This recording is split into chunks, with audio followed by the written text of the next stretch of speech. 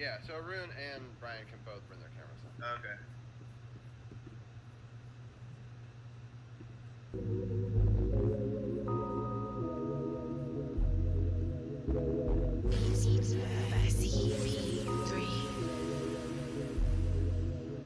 You got to have a concept. You have a great concept. You guys are doing it, man, and it's an honor for me to just be, a small rock, man, in your mountain. I'm gonna pop a top in your honor. Mr. Doc Walker blessed us with his presence and knowledge.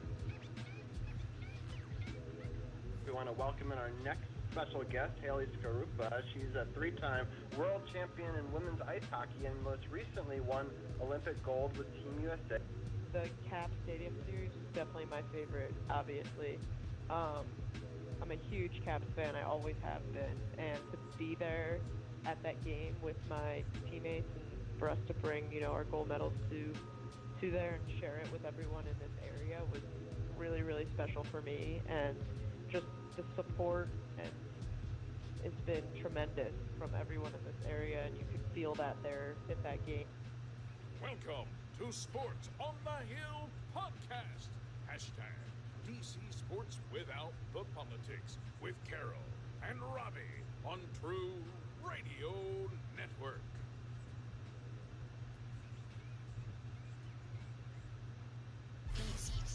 CPIII.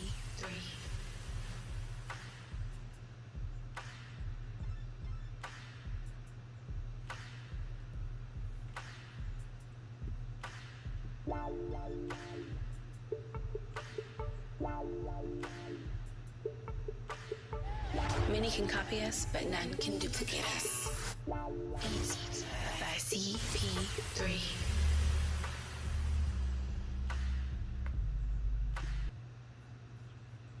And welcome on in. We're live, Sports on the Hill podcast, episode 213.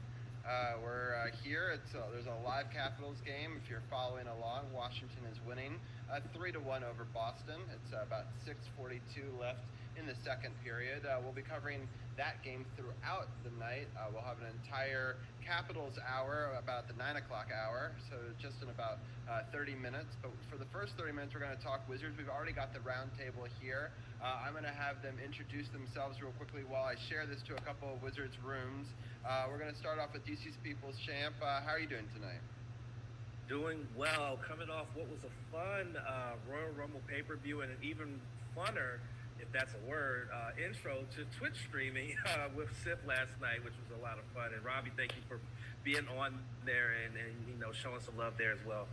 Yeah, no, I had a great time on that Twitch stream. I highly encourage it. Tell the people what the Twitch handle is so people can find you guys. It's twitch.tv/TrueNoSpotsPod. So that's where we are. Yeah. So, definitely check Champ out if you want to watch a live match with him and Sith, and it's a lot of fun, and I highly recommend it. We had DujunneaB joining us as well. We had a bunch of other people popping through. We're going to try to build that Twitch community over there, which is really cool. Something apparently happened positive for the New York the Rangers. Brian. I will actually announce Rangers that for scored. You. Yeah, so the Rangers just tied the game 1-1 against Pittsburgh. It's about 2:18 left in the second period on my screen. A big-time goal right there to tie that game. The Rangers will actually be our next opponent, so we may have Brian come on as part of our next segment. So unfortunately, it looks like the Capitals may have just taken a stupid penalty right there. So this game is very feisty in this Caps game. All right, so we got Brian in here now with the Rangers score. We got the wrestling. By the way, Brian had a great podcast today. Also, I've been checking that out. If you want to know his top 5 Super Bowl picks, check that out. Top 5 Super Bowl halftime shows of all time.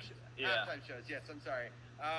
It was a good list. I enjoyed it. I've listened to it now. I won't give any spoilers. So check that out. Arun is our next guest. We're going to bring him in right now. Arun, how are you doing tonight? Not bad. I'm assuming Maroon 5 is in Brian's top 5. Absolutely not. Never. No, yeah, exactly. And looking forward to it. Sounds good.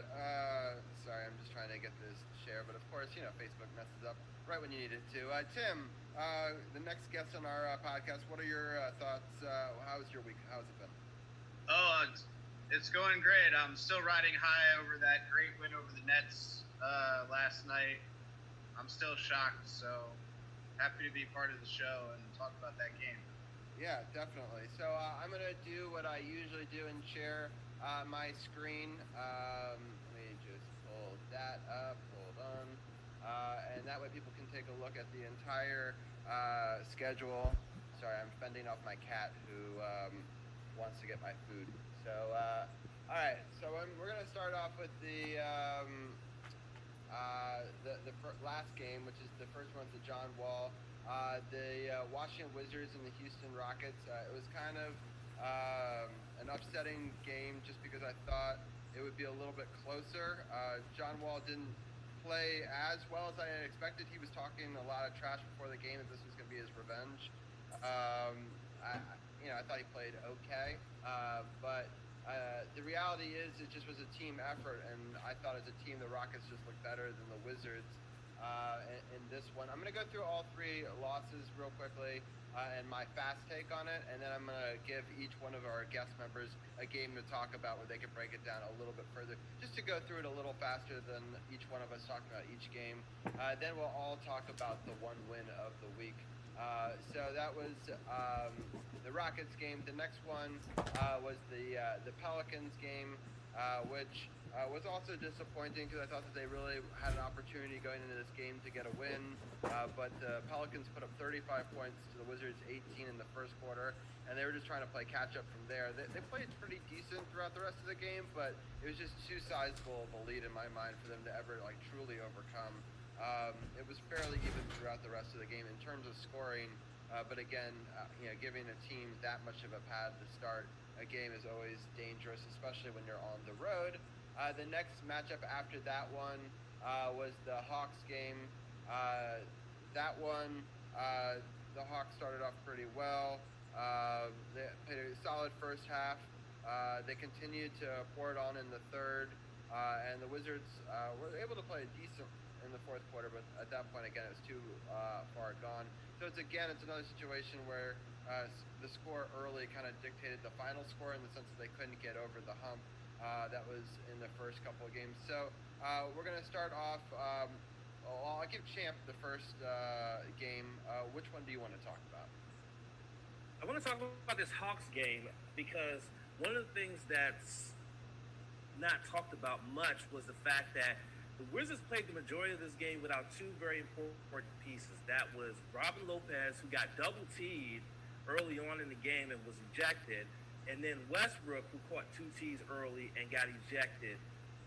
And so you were playing without your those two players. So Beal basically had to put the game on his back like he seemed to always do. But another thing he couldn't do was score 30-plus points. So that streak ended. And then the other story of this game was what seems to be always the thing about this team. That's defense. They go out there and they want to go out there and try to trade buckets with teams, but they got to realize that you got to stop teams from scoring. You can't just go out there and try to trade buckets because I don't think you got the talent enough to trade buckets with everybody. So basically, when you lose two of your starters very early in the game, and then you don't go out there and play defense, that's why they lost the game. They lost by 16. It was almost like they never led in this game, the Wizards. So that was the story of this game. Yeah. All right, Arun, I'm going to give you, since I know none of us spent a lot of time watching the Pelicans, but I'm going to give you that game just because we're going to kind of work backwards. But what were some of your thoughts on that one? Yeah, as you pointed out, the Pelicans were blowing out the Wizards pretty early in this one, and essentially the Wizards dug a hole too deep. Bradley Beal scored 47 points. It took him 37 shots, and then as Ken pointed out in the group chat, Beal broke the record for most 40-point games with losses. So that's not a great stat to have. I saw a lot of people after the game saying that, Beal's definitely going to want out. I don't know. Maybe he still wants to stick around. I don't know if he wants to eat his way out of town like James Harden yet. That still remains to be seen. Yeah, it's interesting you talk about some of that because that chatter continued on even in last night's game when they were losing earlier in the game. There was talk that he was standoffish, that he wasn't with the team, but they found a way to come together and win. We'll talk about a pretty cool stat in the next game when we break that one down. But they were able to kind of pick themselves up. So I don't know if he wants out or if he was just trying to be standoffish to force the other team to realize that they need to come and put their effort in as well. So who knows? But it was definitely an interesting matchup here. Tim, what game do you want to break down of the three? I can break down the Rockets game. Okay, let's do it. Yeah, this was a real emotional game, I think, for the guys on the floor and for a lot of the Wizards fans and Rockets fans because of the trade. You could tell there was a lot of trash talk between the teams, especially with Westbrook and Wall, and they got teed up, I believe, at the end of the game. Westbrook played really terrible this game. He had a terrible head-to-head matchup against Wall. I mean, like you said, Wall wasn't fantastic, but he did have 24 points and he was pretty efficient, and he definitely looked healthier in this game. But it was a classic Wizards competitive performance, but then they completely wilt in the fourth quarter, and Beal scored a lot of points, but he wasn't hitting key shots in the fourth quarter, and they really got ran out of town at that point. So I turned it off a little bit early because it was really kind of crushing at the end. But Houston isn't even a great team this year. They probably won't make the playoffs. So this was another disappointing one. But again, the roster was pretty depleted because of COVID in this game. And, they just didn't look very healthy or fresh. So yeah, it was a pretty big loss. Yeah, I think so too. Brian, do you have any thoughts on this game or any of the other games? No, honestly, not really, because I honestly didn't see any of these games other than the Nets game. I thought it was interesting when they played against John Wall, and like you guys said, that was obviously an emotional game for the Wizards, I'm sure. And as far as the Hawks games goes, I kind of expected them to at least be competitive. In fact, last week when we were talking about the Wizards, I said that would be the game they'd win this week. And I was wrong. I did start watching that game, but it got ugly quickly. Honestly, Atlanta looked much better than the Wizards in this game. I thought, and they were getting Rui Hachimura and a few other players back, so I thought they'd have a chance. But no, Atlanta pretty much blew them out. I think the Nets game. I think we should all talk about the Nets game because that was really exciting. Yeah, that's a good segue, and I'll, in fact, once I'm done breaking down a couple of things, I'll give you the first crack at it, since you are the New Yorker, and they are the rival team to your New York team. But it was a really exciting game. I'll be totally transparent with everybody in that I had a date night, so I turned this game off with 4 minutes left when we were down 7, because I didn't think we were going to do it anyway, and I promised her we'd watch a movie together, so I stuck true to it. And I said, I DVR'd it so I could rewind it and watch the highlights over and over again. And man, were there some incredible highlights. I missed a really good live basketball game. So, a stat that Brian mentioned earlier on his podcast today that has come out. 2 players scoring more than 37 points on the Wizards at the same, in the same game has not happened since they moved to Washington, D.C. ever. Throughout all the great players that they've ever had, the great tandems, the great trios or whatever, no 2 players have ever scored 37 or more points in the same game, and they needed every one of those points. I mean, in the final moments of the game, Bradley Beal hit a big-time three-pointer, and then a big-time steal, and then, I just can't believe it was the steal, the pass went to Westbrook. Westbrook drains the 3. They end up actually fouling them. They get 2 more free throws, I believe, by Bradley Beal at the very end. So they're able to get 8 points off in the final 13 seconds. And I hate to say it, but it kind of reminded me a little bit of the Reggie Miller Pacers situation at the end of that one. But Brian, thanks, Robbie. I know, I'm sorry, but it did. It brought back that memory because I've never seen a steal and a 3 and an inbounds and all that, and there's so few games I can think of even similar to that. What were some of your reactions mention the Tracy McGrady game? Yeah. This game was crazy. I really did not expect the Wizards to win this game. Even with James Harden out for the Nets, I still thought the fact that the Nets have Kevin Durant, they have Kyrie Irving, I thought that would be enough. And, honestly, 146 points on most nights would be enough to win in the NBA, but apparently not this night. I actually saw the Nets, since they got James Harden, have one of the highest scoring offenses in the history of the league, but they're also giving up the most amount of points in the history of the league. And they let this 18-point lead they had turned into basically nothing. And the comeback at the end by the Wizards, you're right, it is very reminiscent of Reggie Miller, just absolutely crazy moment. But the Nets did have a chance to win the game at the end as well. I won't say his full name, I'll just say TLC for the Nets. He missed a wide open layup, would have given the Nets the lead with very little time left, but he missed, and Westbrook was fouled. He went to the line, just iced the game. But this is obviously, I think after all the terrible stuff that's happened to the Wizards over the last couple of weeks, I'm not a Wizards fan, but I have to say this win probably feels very good for every Wizards fan, especially against a good team like Brooklyn. And the way it happened, just so crazy. A great win for the Wizards, I'd say. Yeah, and it was Bradley Beal that hit those 2 free throws. Yeah, I'm sorry, Bradley Beal. But but both of them were clutch in the final moments, and really incredible play by both of them. I was very impressed. I'll let everyone in the roundtable get a second. I know, Carol, you've seen it too, right? So if you want to get your 2 cents in, do you want to give your thoughts on the ending? Yeah, I definitely did see the ending, and you mentioned the Reggie Miller, spectacle against the Knicks. You got to remember the Tracy McGrady miracle against San Antonio. I posted that video because I was actually watching that game live, and I couldn't believe what I saw what Tracy McGrady did. The same way I couldn't believe what I saw when the Wizards pulled it out against Brooklyn. I just want to know who that dude was trying to inbound the ball to when he got the steal.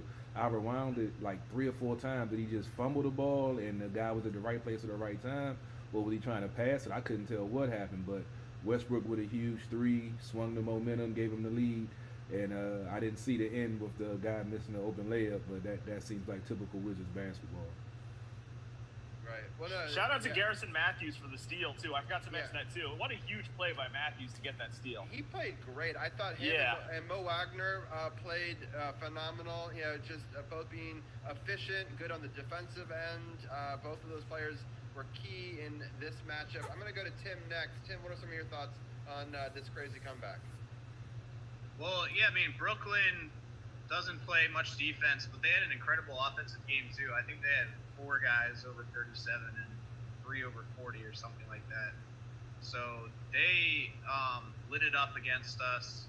One thing that was crazy about the end was the Wizards not only got the steal and the 3 by Westbrook to take the lead, they also had a Westbrook deflection on the inbound that wasted some time, and they almost lost again even after that because, like Carol said, there was a wide open layup. But the nice thing about the layup was there was about 2 seconds left, so the Nets had to rush it, and they did miss a very makeable shot, which would have been a crushing way to lose for the Wizards. But it was a great win, and you have to love for the Wizards what happened because Westbrook was great. If he really is healthy, like he said in his post-game interview, that's a great sign for the team because maybe the beginning of this season was kind of a mirage and he's actually going to be a much better player.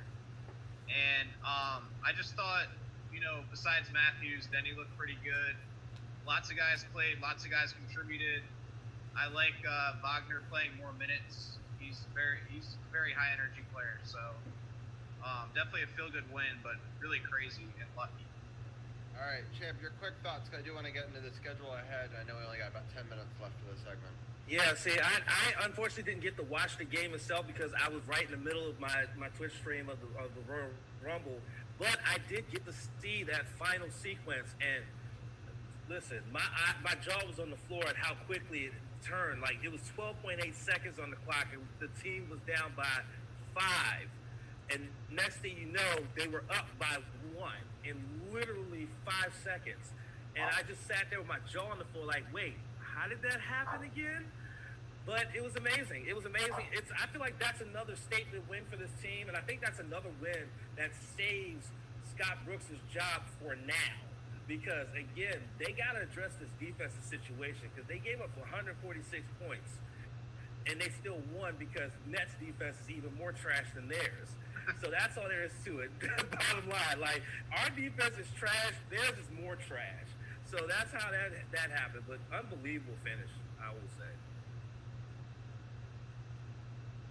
You're coming in just a little hot. I just wanted to let you know. But Arun, I want to get your take next on this one. I'm going to let my dog out while you do that.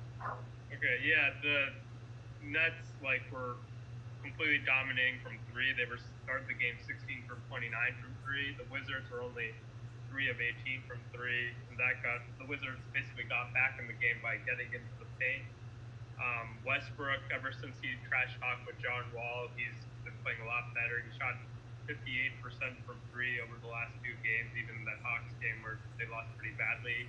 Only 7 turnovers for the Wizards, 17 by the Nets. On that last play that the Nets missed, Kyrie Irving was actually walking, you're not allowed to walk underneath the basket, so it was fortunate that it would have looked really bad for the officials had they not made that call. But overall, the Wizards, they did a good job increasing the pace in this one and pulling out the win. They have 50% of their wins against the Nets this season, which is pretty, they should have more wins if they can beat the Nets twice. The regular season can't be taken that seriously, other than the Wizards just need to play more consistently. Yeah, for sure. It's interesting. People were wondering about that.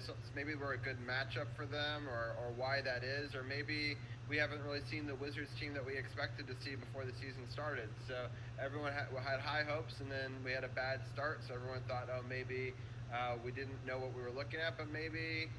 Who knows what happens? We need a bigger sample size. So it'll be interesting to see how the next couple of games go. So let me just quickly break down the schedule, the upcoming games, and then I'll give each one of you guys a team to talk about.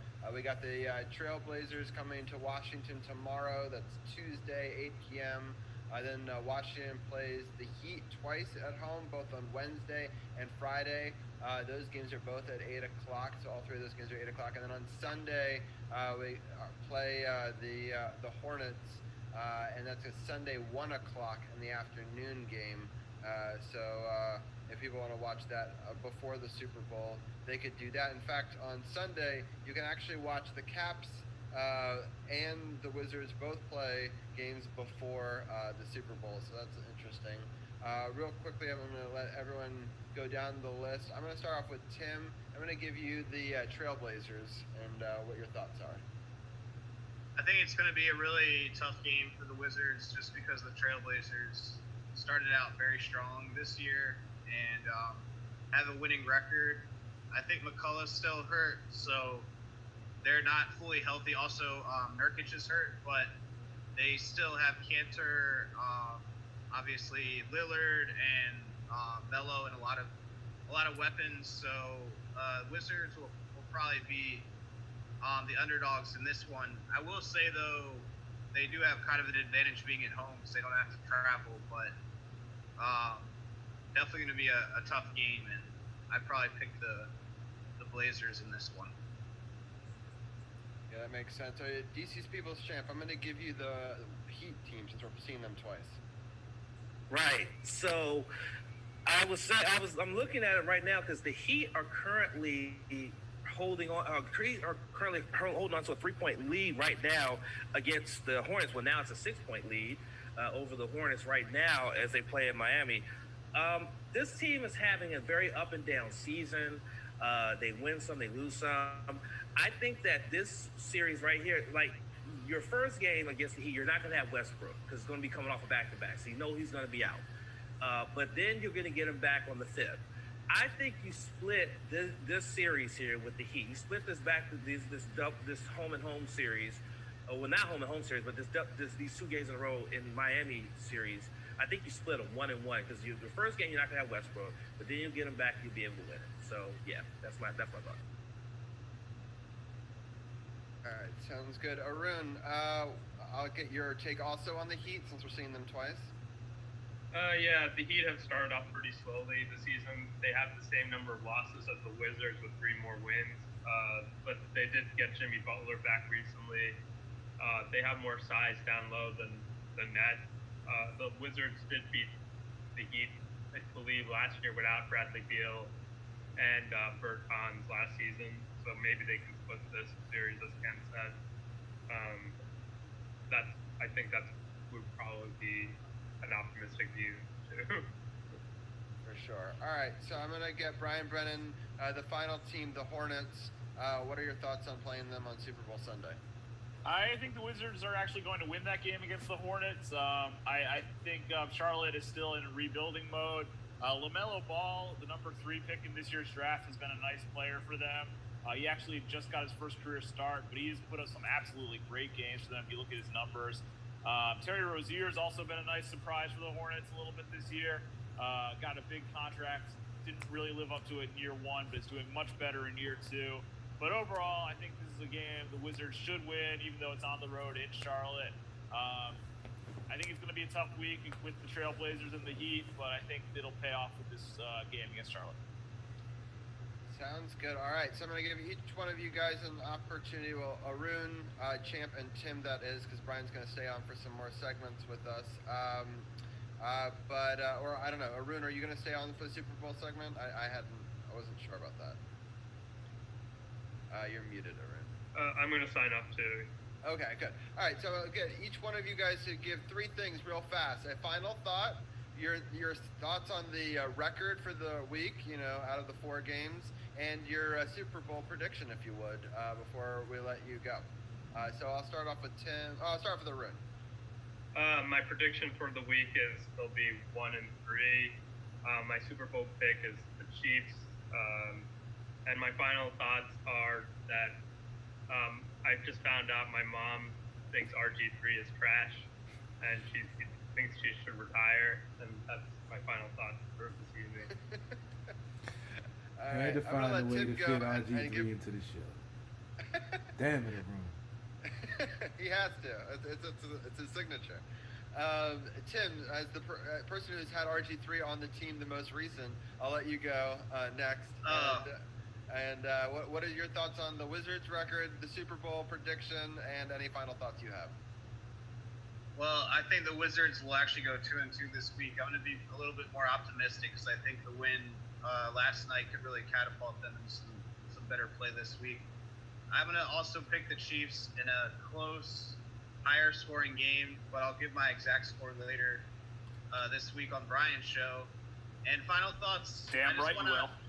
Yeah, I'll shout out to him. I guess my final thought is I want to be on that beach with Arun and Snoop Dogg and RG3 sipping Coronas. It's too cold right now. It's really snowy out. So yeah, let's all find our own beach. I guess. Shout out to Corona too. Yeah, we'll celebrate RG3's Alamo Bowl anniversary. Yeah. All right. Well, thank you. Have a good night, everybody. Yeah, thank you, Tim, and thank you, Arun. I appreciate you both for joining us. And thanks, man. We'll talk to you guys next week for more Wizards talk. All right, Champ, I really had a lot of fun on your Twitch earlier on and yesterday. I hope that you continue to do that. Let people know what's on the No Spots podcast this week. Go. All right, so we got ourselves a recap of the Royal Rumble from yesterday, including a historical first made in the women's Royal Rumble match. We will also recap the week, including the fallout from the Royal Rumble on Raw and on SmackDown, and a New Japan star who said after Wrestle Kingdom that he was done. Well, he's back. We'll talk about all of that this Saturday, 5 p.m. Eastern, No Spots podcast. By the way, I'm going with the Chiefs in the Super Bowl. You're going for the Chiefs and your record for the Wizards also. 2-2. 2-2. All right. Thank you, Champ. I appreciate it as always. We'll talk to you. And definitely check out the No Spots podcast or upon further review with Brian Brennan on our podcast partners button, sports@thb.com. Click that button, the podcast partners. You can click on either of those or Power Play Point podcast as well. We appreciate all of you guys for joining us. We'll talk to you next week on Wizards Talk. Thank you. Have a good one. All right, Champ. Take it easy. All right. So I guess we can bring in Anna now, and we'll get right into the puck just dropped for the third period. We couldn't have planned that any better, right? 9 o'clock. That's when the puck drops. How it goes. So I it's appreciate always great when the promptness. plan comes together. Yes. I was like, I got to be the deadlines. I was trying to do math. I was like, what time do I have to start the Wizards segment to let it be over before the third? And you did it. We did it. You know, math sometimes works in your advantage. Live sports, you never know. So, well, I appreciate you joining us. We're going to rewind through a really fun week to start off the segment. And then we'll talk about this game. So far, the Capitals are up 3-1. Again, the puck just dropped on the third period. So any live goals? My goal horn's been going off 10 seconds before I've seen it lately. Oh my God, so that means it's going to be like 45 seconds here. We'll see. But then one time it was like 30 seconds late. So it's, you know, it's a crapshoot. So it's all good. I feel it. I don't know, something about this team that I am just loving the whole vibe.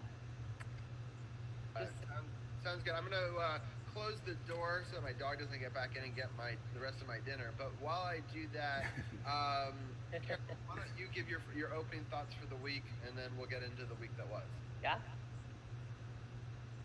it definitely was a good week. 3-0, two good games against the Islanders, and a game that I felt like the Capitals could have, played the whole 60 minutes and didn't have to go to overtime. But we had the heroics from our captain in that game. I was just watching NHL Network, checking out some of the other games around the league, and they were talking about this Capitals team and saying that the COVID protocol violation, or whatever you want to call it, that it might be a blessing in disguise for this Caps team, because they got some of these lesser known guys some ice time and got them some goals and got them going, and now you're getting your the Russians back. Kuzi still isn't back yet, but Orlov's back tonight. This is Ovi's second game. You still got Oshie playing center. You're getting a lot of quality play from your depth players, and your some of your stars are putting in different roles and making it happen, even when they were shorthanded with some of the offensive firepower that they have. So it's definitely a good sign for this team. They look like they're ready. They're top of the East. They got points in 9 straight games that they've started, which is a franchise record. Looking for 10 tonight. So it's definitely a good thing to see with this team playing the way they're playing. Yeah, it's been a great week. We couldn't have asked for a better week in my mind. I know people still find ways to nitpick, even a perfect week, which always surprises me. But maybe it shouldn't surprise me at this point. You got to just win the game that's in front of you every week. And if you can get a week where you can go 3-0 at any point in the season, you take that week, no matter what happened to get those bumps and bruises, right? Like, it's a grind, and you just got to keep on attacking the game that's in front of you, and that's what we've been seeing for the Capitals. So let's rewind it a bit. Let's start at the beginning of the week. Anna, you've got 2 Islanders games to break down, and then we've got the first of this series in Boston, and then we'll break down this live game, and then we'll preview the week ahead. We'll even bring in the voice of Brian Brennan to talk about the Rangers, which I will tell you right now, also on In the Man Cave. That game is tied 1-1 in a very exciting game on NBC Sports Network. All right, I had just turned it off, so it was 1-0 Penn, so I'm glad. Okay, good. So Brian, in Brian's intro to talk about perfect timing, we had the goal happen for the Rangers. So, there you go. You're just on fire tonight. We're just hitting those lottery. Exactly. All right, so let's go back to those Islanders games. Absolutely. So last Tuesday, the Caps welcomed the Islanders. John Carlson opens the scoring with a power play goal at 11:26, with assists from Schultz and Backstrom. New York ties it up at 15:33 going into the second. Then we have Barzal scores at 10:01. But 7 minutes later, Sprong scores. So he's that one that we're all kind of cheering for. He scored his first with assist from Carr and Carlson to tie it up. And then finally, at 19:33, Schultz scores, assisted by Hathaway and Dillon to give the Caps a 3-2 win. Again, this is one of these ones where I had talked before about the face-off. It was 50-50. So it was better. It was not as bad as we've seen in previous games. But I will say that it seems to be that second period shots on goal that Washington just kind of falls apart. But I was glad to see a win, and unfortunately wasn't happy to see that Eller injury, but AnnaK is kicking ass, and I absolutely love it. Yep. Carol, I'll let you have the first crack at this game. This was a very entertaining game. Came down to 26 seconds left in the third when the game winner, I forgot to play that quick. I already had it on the tip of my tongue. I forgot it. Schultz. He was playing some lights out hockey. He came down the wing, shot. Should have been stopped, but it had a little bounce on it or something, little action that got past the goalie. The Islanders, Trotz, he was upset after this game with the lackadaisical ending to the game that I guess they felt like it was going to overtime and didn't play a solid defense as they should have for those last 26 seconds. But it was definitely a good inkling of what we're going to see between these two teams through the whole season of them going back and forth. I believe they face each other 8 times. So, it's definitely going to be interesting. And you mentioned the second period. After this game, the Capitals have very much so improved in the second period, and we'll talk about that in the next game after Robbie gives his thoughts on this game. Right. So, I like how the Penguins have become our farm team, and so we use that to our advantage, and they've been able to groom them nicely for us to be able to pluck in, and as I heard on today's show on the Power Play Point podcast, once they are dressed in red, they become our own, and they become endeared to us, and I agree 100% with some of that rhetoric, and I welcome them with open arms if they can score for the Capitals, and they did. I mean, that goal by Sprong to tie it up after the Barzal took a 2-1 lead, I thought was a momentum shift in this game, and then to not let it go to overtime, which too many games have already gone to overtime and shootout. To do that with Justin Schultz's second goal of the season, a great pass by Hathaway. He really feathered in. It kind of reminded me of like a Nicholas Backstrom pass. It was really nice. Give and go. There's also a Brendan Dillon made a good play to set all that up as well. That was his second assist of the season. In addition, I just thought it was a great win, a gutsy win against a hard-fought Trotz team, and I was really excited. Anna, any final thoughts on this one before we go into the next Islanders game? Yeah, I just think that we're starting to see a team that is giving 100% across the board. We're not always having to look at the Ovechkins, all the time and say we're going to put, all of our eggs in one basket. These guys have stepped up, but I will say that the whole vibe of this team is outstanding. They just all connect. They're happy, and I think that what we're seeing is a relaxed Capitals team that is into play smart hockey, have fun. They absolutely respect each other, but I feel like they're just playing with this no pressure, and I think that that's just amazing to see. It's like kind of what you need, like that weight lifted off of you, just go in and have a good time. And I think that that's also been the mindset of AnnaK, who's like, hey, I'm just here to play hockey and have fun and not. Speak to that point, he's good friends with Vrana, who's obviously kind of a young, fun guy on the team. Yeah. I think that those two together, their energy, that could surge through some of these older players. Yeah. They can play through that, and they can use that. Because in 2018, we had a great balance of both youth and veteran talent, and them all coming together for a common cause. And you can start to see some of the seeds of that growing with this team. And I just think that we just need to let that flourish. And I'm just so excited for both the goalie and hopefully, maybe that will resurge Vrana a little bit, because he'll be excited that his countrymate, also with a V name, can come together, and they spend a lot of time off ice together. So I'm happy for the both of them. Carol, what are some of your thoughts before we get into the last game? I mean, you know how I feel about Vrana. I feel like he's definitely going to be a star in this league. Like we talked about, him falling off a little bit towards the end of last season. But we saw the same thing with Kuzi, and we see how he's flourished into one of the league superstars. And I feel like Ron is definitely on that path. And the rookie goaltender, he's been playing some stellar goaltending. He started out a little rough.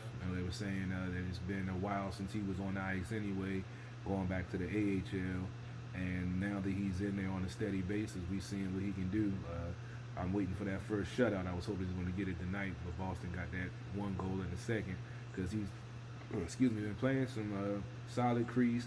He isn't, getting too aggressive. He's staying, at the top of the crease, and he's taking his time. He's not, playing like a rookie that's, doesn't know what he's doing. He was in the AHL, and I believe he was I think he won like the MVP or something of the All-Star game or something.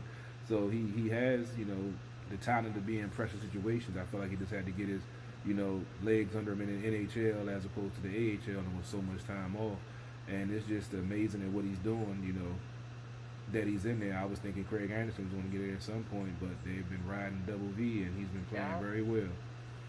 Yeah, unfortunately, it's no Was longer. that a Pasta goal? It was a Pasta goal. He took the middle of the ice well. Hagelin didn't get there in time. Beautiful shot, just, gets it right past the goal. It almost looks like a 7-hole goal, but it just gets right by him. And now we're in a dogfight. 12:49 left, at least on my clock, with 3-2 game. Caps are still up by 1 goal. The Caps were then buzzing in the Bruins zone, but now the Bruins are buzzing in the Capitals zone.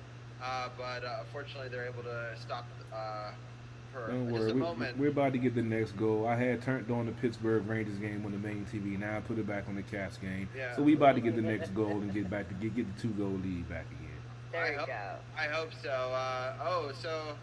Yeah, I see what happened now. The guy who was following Pasta didn't, kind of tripped on the goal, and then it needed to be a defensive shift in alignment, and Hagelin just didn't get there in time.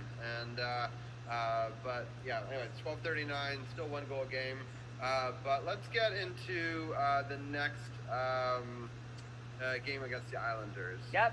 So Thursday, I think all of us are ready to kind of turn off our TVs and walk away because that first period was completely dominated by New York. It was. So let's break it down by period. So just talk about the first period scoring first. Yeah. No. But I was going to say, so the first period was completely dominated by New York, and it was a 3-0 lead. Right. So Carol turns on the TV after that period. I was on my way home, and I normally I have the feed on my phone listening to it, and I just sold the car, so I was feeling pretty good. I come home, and I see the Caps are down 0-3. I'm like, what happened? Yeah. Right. So I was wearing my Unleash the Fury jersey signed by Wes Johnson, and I had the wrong shirt on under it. So I ran up after the period. I had to put the championship shirt on, and I switched shirts. He turns on the TV, and suddenly, new mindset. What happens in the second period? Oh, my goodness. And then the Caps take over, and this just has me so beyond giddy and stupid. Starting with 2 goals from Connor Sheary at 9:07 and 10:20. Fantastic. Good for him. Followed by Hathaway scoring an 11:11, assisted by Hagelin and Dowd. 3 minutes later, Carlson scores a power play goal at 14:16. Giving us the Capitals a 4-3 lead. But closing out the period, Chara scores his first at 18:30. That hug that we all love. Assisted by Schultz and Scarbosa, who is making a name for himself, and good for him. And then Carol will appreciate third period, empty netter, Tom Wilson, 6-3 win. It was fantastic. 5 goals in 10 minutes after 3 goals in 7 minutes. Carol, what are your thoughts on some of that? Hold on, I'm watching Wilson beat the crap out of somebody right now. Oh, is it Tommy fighting? Yes. Oh, he is. I have a delay. I missed the beginning of it. I was looking at my phone. Now we're letting Anna know so she won't miss the beginning of it. So that's great for you. Yeah, they're trying to get the Boston trying to get themselves going, and they tried that last game, and Wilson didn't go for it. But I guess Wilson, he had to drop the gloves. I'm about to see what happens. Oh, they off the break. They wanted it as soon as they dropped the puck. They was like, yeah, we about to do this.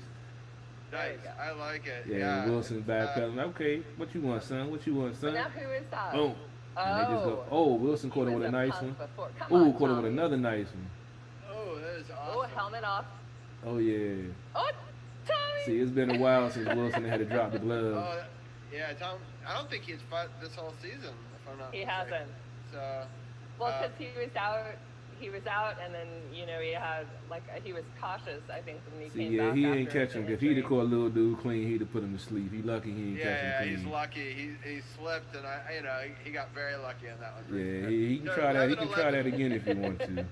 Yeah, 11-11, so they'll both cool off. It'll still say 5-on-5, but they will be in the box for the next 5 minutes of the last 11 minutes of this game. That's a good hit. Yeah, some good hits. Yeah, it's definitely exciting game. Real quickly, I'll talk about the fact that 4 goals in a row between the 2 games were scored by those Penguins, right? The first 2, in this game, and the last 2 in the previous game. So that's great. I love the Chara goal. Beautiful. I mean, he's won hardest shot before, and you can see why. Yeah. I mean, holy, yeah. Because I think we talked about this before. I think, wasn't he clocked at... Hathaway almost laid him out. Oh, my bad. I'm sorry. It was almost a bit. Hathaway almost rocked passing that world going up against the boards. But I think it was 108 miles an hour or something. Ridiculous. In All-Stars. My God. So, yeah. But what a fantastic Chara goal, and then the dad celebration. And someone pointed out today that he kind of has this I don't know if it's going to be his superstitious thing or whatever, that he has to tap the helmets of each player that comes on just to kind of count them, and that's sort of his thing after each goal, and good for him. I don't care what he does. We're playing with fire now. We just gave them a power play. Yeah, I think that should have been an embellishment, because he let the stick go as soon as it went into the dude's skates, and he felt like he got shot. I don't disagree, but it's not a good time. Yeah, I mean, they were playing tough. They were trying to clear the zone, and Boston pinched in because they're being aggressive now because they know they're down in goal. So I think the power play unit is going to do fine on this and kill it. They might even. I don't usually let people watch me watch hockey just because I get so angsty in kinds of moments. So they're about to score a shorthanded goal, Robbie. I'm going to call it. All right, I love the optimism. I'm going to call it. They're going to score a shorthanded goal. I'm going to have to listen because I am. Well, here I am nearsighted, so I'm my TV's over there. I put my glasses on to watch the game, but I'm just going to listen to you guys. You definitely look like a teacher, with putting the glasses on. I need a little lanyard. So on some bright side for Brian, who I know is still listening in, the Rangers have scored a goal to go up 2-1, and they have about 8 minutes left in the third period. According to mine, so I hope that they're able. I know they've had a rough week. Yeah, they've had some tough times. I know. We'll talk about seeing them in a few minutes. May even get the voice of Brian Brennan to help us preview that. Yeah, definitely. But I want to talk about that second period of that Islanders game. Yeah, go for it. With them dropping 5 goals in the second, we've known the Capitals' second period to normally, be a bad thing, and they some reason they go into a lull into the. Sometimes they think it's a long change or whatever it is, but we saw this team come out from being down 0-3 against the division rival ex-coach who, the Islanders don't give up leads when they're up 3-0. They don't, do that. But this team fought back shorthanded, and Connor Sherry with those 2 goals. That first goal was straight hunger. He was on the forecheck. He was hustling. He was causing havoc. They got a turnover. He was in front of the net, and he just spun around, and then boom, it was a goal. Didn't even look. He just spun and shot it, and it went in. Then his second goal was on a wing, just a shot that should have been stopped, but it wasn't. And then the momentum just swung. You mentioned Hathaway coming down the wing. We talked about Dylan. He, I believe, was the defensive player of the week. I think I saw pop up somewhere. So got to give him a shout out for that. Dilly. Breakaway with Dow, almost breakaway, but And it was just good to see that team come back against Boston. We talked about how stellar defensively Boston has been playing. They only give up 1.93 goals a game, and we talking about the Islanders. I'm watching Islanders and thinking about Boston, but we know Trotz has solid defense, and after he laid into him after that first loss with them losing the game with 26.4 seconds, for them to give up 6 unanswered goals after that, let's just say I feel sorry for the Islanders after that game. They might have had another practice after the game just because he was so pissed off. Yeah. So I just wanted to mention I really appreciate everybody for tuning in live. We've got a lot of people tuning in, even more than usual. I think they're all wanting to watch this Caps game with us, so I really appreciate it. Grant Green, I want to give a shout out from the moderator of a bunch of Caps groups. My dad's watching. It's 2:05 in Scotland, Carol, and he's that dedicated of a Caps fan that he's with us right now. He's a badass. And he's watching this game at 2:05 in the morning, so I want to give him a shout out. Grant always is a diehard Caps fan. I wish I'd have got a chance to meet him when he did come to the States. But shout out to Grant, man. You always showing love. You always checking out the feed. Appreciate it, man. You know, let's go Caps, Caps, Caps, baby. Yeah, and Daniel Weeks is also on here. My dad's on here. Seth Thomas. We got a bunch of people. Arun's watching with us some hockey. 32 seconds left on the power play for Boston here. 8:30 left in it. So thank you everyone for coming on and watching us. Got any questions? Definitely let us know. We'll get them on air. Really appreciate all you guys for tuning in live with us. This is really fun. Again, Rangers up 2-1 over Pittsburgh. Washington's up 3-2 over Boston. Exciting night of hockey. Let's get into that Boston game, though. This game was it was kind of the opposite of that 6-3 game where we started off well, and then it almost kind of fell apart for us. But Anna, why don't you break down the scoring by periods, and we'll Sure thing. So we have the only goal in the first was from Backstrom at 18:06, and it was unassisted, which I'm sure you loved. And I don't know, there is just something magical about number 19 on the ice, which is it's interesting that it's credited as unassisted because, I mean, there was definitely a lot of Capitals players who made that play happen along the boards, forcing it out. Then they had to kind of rewind. Nicholas took it, and there was some question on whether he was going to be onside or not. But they're trying to fight us. I love that we got Brendan Dillon. Because we don't only just have Tom Wilson. Marchand looks like a rat for real, man. I can't stand. I want him to go. I want him to try Tom Wilson. I want Wilson to put his fist through his face. I would be okay if Dillon does. No, I think he's talking about the rat, right? Marchand? Yeah, Marchand. He out because he first started messing with Hagelin.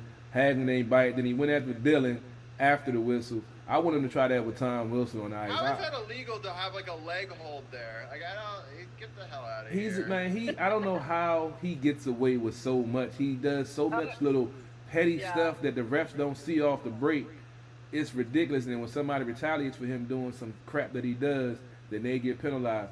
I want him to try that crap with Wilson on the ice. I know Wilson would. I would pay to see that fight, Wilson and Marchand. I want 100% pain train, and I don't care how gory it is. I want Marchand knocked on his ass and then some. I can't stand. Yeah, he looked like a little rat. He is a little rat. He does.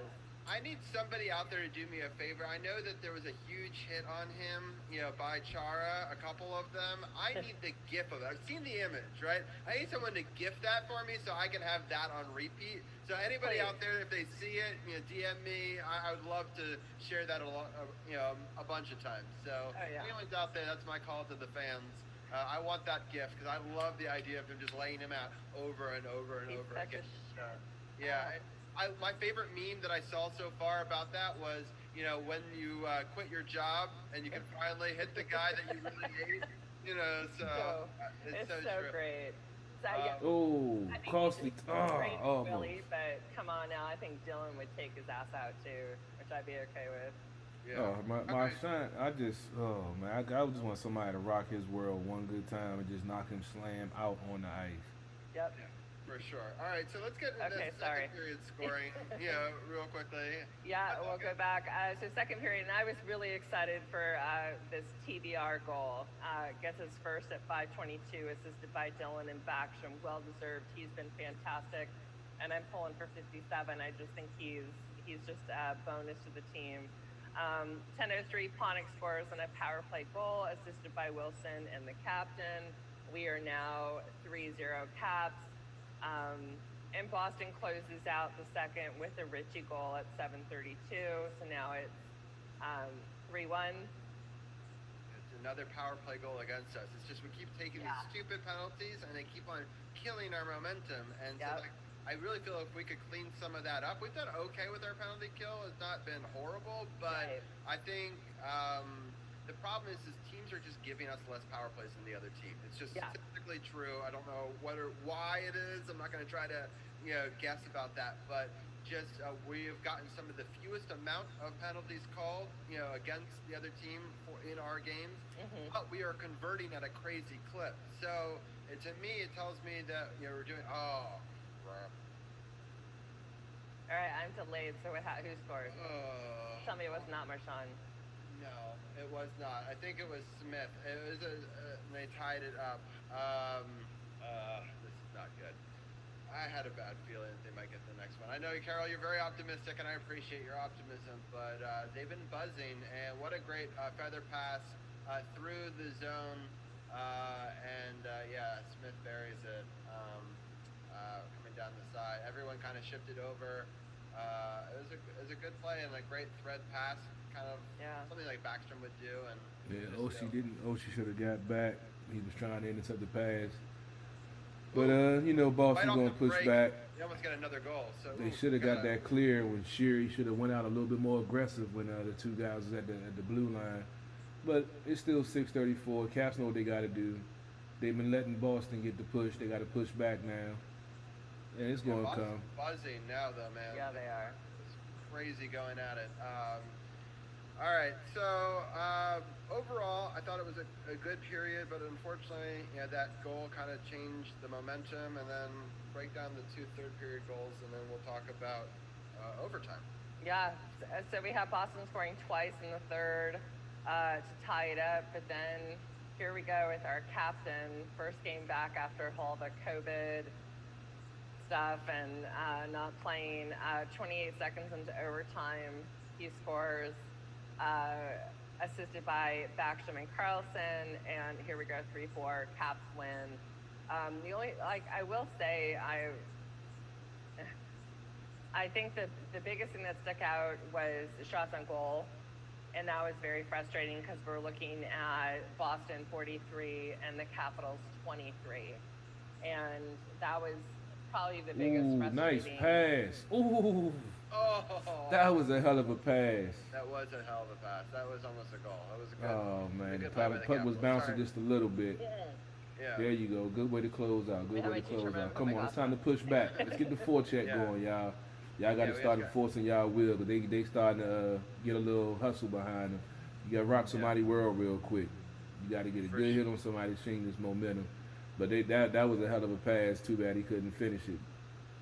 Right. So Ovi had an incredible goal. I just wanted to talk about some stats for that goal. That Mike Gardner, he tied Mike Gardner for 708 goals now. Did you see him on the pregame show? I did not see him in the pregame show. Oh, yeah? I did. I was watching at work before I left work. I saw him on the pregame show. Yeah, it was cool. It was very cool to see, and he just seems very down to earth and kind of, hey, that's awesome and good for Ovechkin. Yeah, that's awesome. I know that some people have met him and said he's really nice, and he's a he just couldn't control it. He was about to flick that joint. He was about to hit a wicked wrist shot in the top corner, but he couldn't get it. The joint bounced a little bit on him. I saw what he was trying to do. I know. We tried to win it right there. All right, so it also Ovi's 111th game-winning goal, passing Brett Hull and Teemu Salami for fourth place in NHL history, and his 24th career overtime goal, which is an NHL record. So amazing. Just amazing.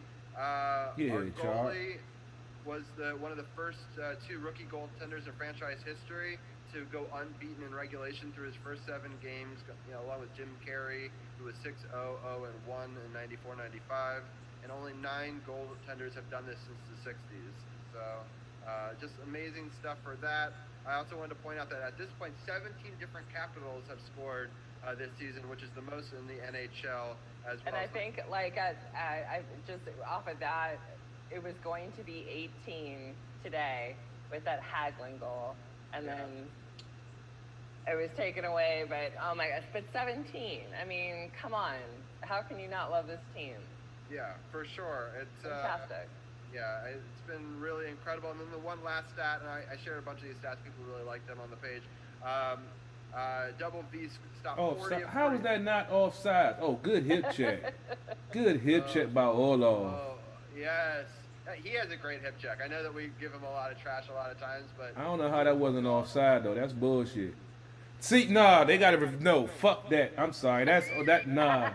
That was offsides, man. They need to run that back. That was not onside when they came across that line. I don't know how they didn't call it. They better review that because they was not onside on that play. That's bullshit. I'm not going to be surprised if this goes against us because they always do. But I don't disagree with you with the zone entry, but it's going to be interesting to see what happens. What a screen up front. But double V-stop 40 of 43 shots. He's 5-0-2 with a 2.78 goals against and a 9.18 save percentage. His 5 wins at the time were tied for the most. Oh! Damn it. Oh, and then Sherry's hurt too? Man, that play did not look like onside to me, man. Yeah. I'd have challenged that. When I'd at least challenged that. That didn't look like it was onside to me. Interesting. The rules changed, so all they have to do is have any part of them on over the line. They don't have to be touching the line anymore. So I wasn't watching. They didn't replay it fast enough. So this is disappointing third period here. So we're down 4-3 with 2:14 left. No, they're gonna pull the goalie. You know the Caps was the best 6-on-5 last year. They're gonna tie this thing up when they pull the goalie. Oh, but Sherry. Yeah. Damn it. Yeah. Ooh. Okay. All right, 154.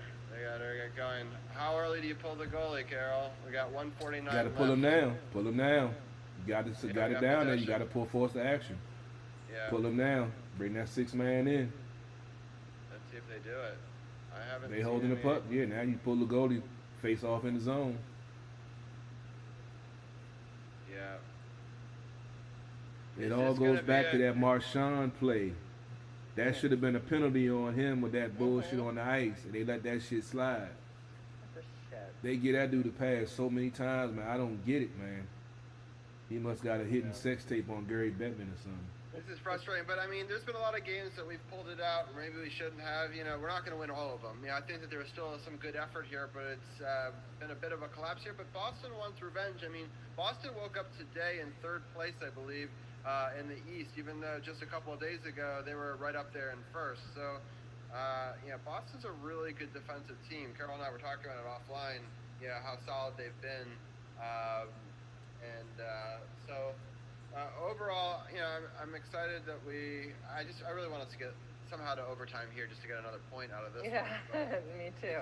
It's just kind of a brutal thing. It'll be interesting to see what they draw up, and it looks like they are going to have 6 men on the ice, which makes sense with 1:38 left. Gotta win the face-off. Gotta win the face-off. We wanted drama on our live podcast, but I would have been okay if we just won 6-0. You know.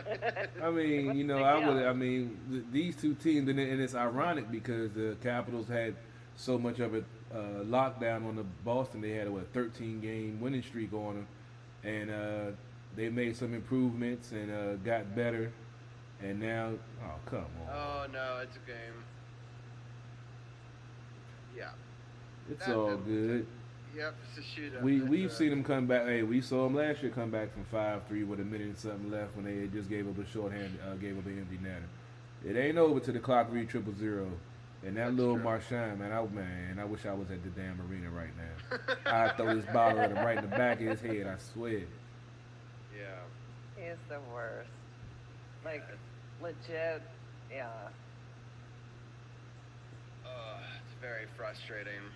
All right, I say Wilson, just if you were nice with Marchand, just go ahead and just knock him out and go ahead to the 3-game suspension, man. Fuck it. Yeah. just knock him out and take the 3-game suspension, man. I just want to see that dude on the ice bleeding. I'm sorry. It'd be worth it. Yeah, I just want to see him on the ice bleeding, man. Twitching like a little rat that he is. Well, it's like I've never seen him. Oh, that's icing. I thought someone touched that. Oh, it's so frustrating. Come on, guys. Clean zone entry there. Oh, man. These damn Bruins, man, I swear. I know. The Bruins are so very, very frustrating. Oh, man. All right, so we got 2 games this upcoming week. We got one against the Rangers that's coming up. I know that the Rangers are still playing the Penguins in a tight game. I don't think it's over. It's commercial break, I believe, right now. But Brian, do you want to bring your audio in and just let us know? It is over, Robbie. The Rangers won. They won. There you go. There, I'm happy I gave you that moment. So I will say though, I am sorry you guys are losing this game right now. I've been following it since you guys have been talking. I'm very sorry for you guys. It's okay. You can't win them all. You know, it'll. Boston. Yeah. Hey, we still in first place. I don't know. It'll be I think tied in first with Philadelphia now, which is one of the two teams we'll talk about right here. So 18 seconds left. Empty net attempt. We're trying to get something going here, but there's a reason why Boston is one of the best defenses in the entire league. Yeah. So they're very stifling. Often teams don't score more than 3 goals against them. We kind of had to win this game 3-2, and I think once they tied it up, it was not great for us. So at the final, 5-3, unfortunately, Boston, our point streak comes to an end, sadly on air, but, you know, it is what it is. It's still the most amount of games. It pissed me off to see that little, man. This one hurt right here because last game they gave up a 3-0 lead, and this game they gave up a 3-0 lead. Last game they were able to get overtime, but they got to tighten it up. They got to play full 60 minutes. They can't have these lapses now. Last year was the second period. This year's the third period. They had a 2-goal lead. Yeah. There's no way in the hell they should have gave up four goals in that period. So yeah, they got some work to do, but you can't lose to Boston. You can't. Not with the dominance that they had over the last 2 seasons, winning 13, almost 14 in a row. I know, but flip side argument is their due, right? Like no team is never that lopsided. I appreciate I think Boston is a better team than some of those teams, and we don't have Holtby anymore. There's a lot of things that's very different. I guess it stings more because one of the players I hate is on the team, and he got the empty net goal, that damn Marchand. He lucky I'm where I'm at in Clinton. If I was still in my house in Capitol Heights, I could make it to the arena in time to get a hockey stick and kneecap him or something. He lucky I had to move. Right. Well, let's get Brian's thoughts on the Rangers real fast, and then we're going to bring in a special guest to be our post-game assessment of what his thoughts are of that unfortunate collapse right there. So, Brian, let's talk about your win real quickly. How did they look against the Penguins? I mean, they started off by giving up the early goal to go down 1-0, but good resilience, and then eventually winning in the third period on a power play goal by Chris Kreider is exactly what the team needed. I mean, I shared it to our hockey group chat about what happened with Tony DeAngelo over the weekend. They've placed him on waivers. They've said officially, Jim Groton, the GM, said officially today, Tony DeAngelo will never play another game for the Rangers. So that situation, yeah, they're getting rid of him. Come hell or high water, they're done with Tony DeAngelo. So I think it's for the best. He was always a lightning rod for controversy. I think getting rid of him is going to make the chemistry in the locker room a lot better. I mean, we just saw it tonight with the way they played against the Penguins, a good team in Pittsburgh. So I'm hoping for better results. The season has not started the way I wanted to, but there have been highlights, and we'll see how it goes. I know the Capitals are going to want to get back on track after this game tonight. So I think it'll be a good matchup. Yeah, looking forward to it, guys. Yeah, that'll be on Thursday. It'll be an interesting matchup indeed. All right, well, Brian, we'll bring you back in for the NFL segment in a little bit, but I just wanted to get your thoughts on that, so I appreciate that, and we'll talk to you in a few minutes. And Carol, let's get your thoughts on playing the Rangers. I know they're at the bottom of our division, but you know, any game is going to be a tight one in this division. Yeah. I'm trying to look forward to the New York game, but I'm still pissed off about this Boston game. I know, it's hard to do a post-game live. Yeah, the Rangers, like you said, they're at the bottom of the division. You know, they had the #1 pick. They're, rebuilding. No more Lundqvist in the net, but they're still a NHL hockey franchise that you can't just, think you're going to go in there and just beat them automatically. We saw that tonight with Pittsburgh. Pittsburgh hasn't got off to the best start to the season either, which is always a good thing. Malkin is in a horrible slump, which is always a great thing. But you got to take them serious. We know how the Washington area teams, not just the Capitals, have issues with teams from New York for some reason. And even when the teams from New York aren't playing as well, they find a way to beat the Washington teams somehow, some way. So hopefully they don't have any hangover from this Boston loss. Hopefully Laviolette can get them back focused or more focused on defense and not giving up 2-goal leads, because we've seen that in a few games, in that even though they've got a point in 9 straight games, they have given up some 2-goal leads in those, which we spoke about last week, that they're definitely going to have to address. Now the fact that you've lost one of those games against one of the teams in your division that, you know, is in second place now, yeah, something needs to be done. I mean, I know you're still missing Kuzi and, you know, Orlov, his first game back. I mentioned the, you know, hip check that he had in the third right before they scored that goal.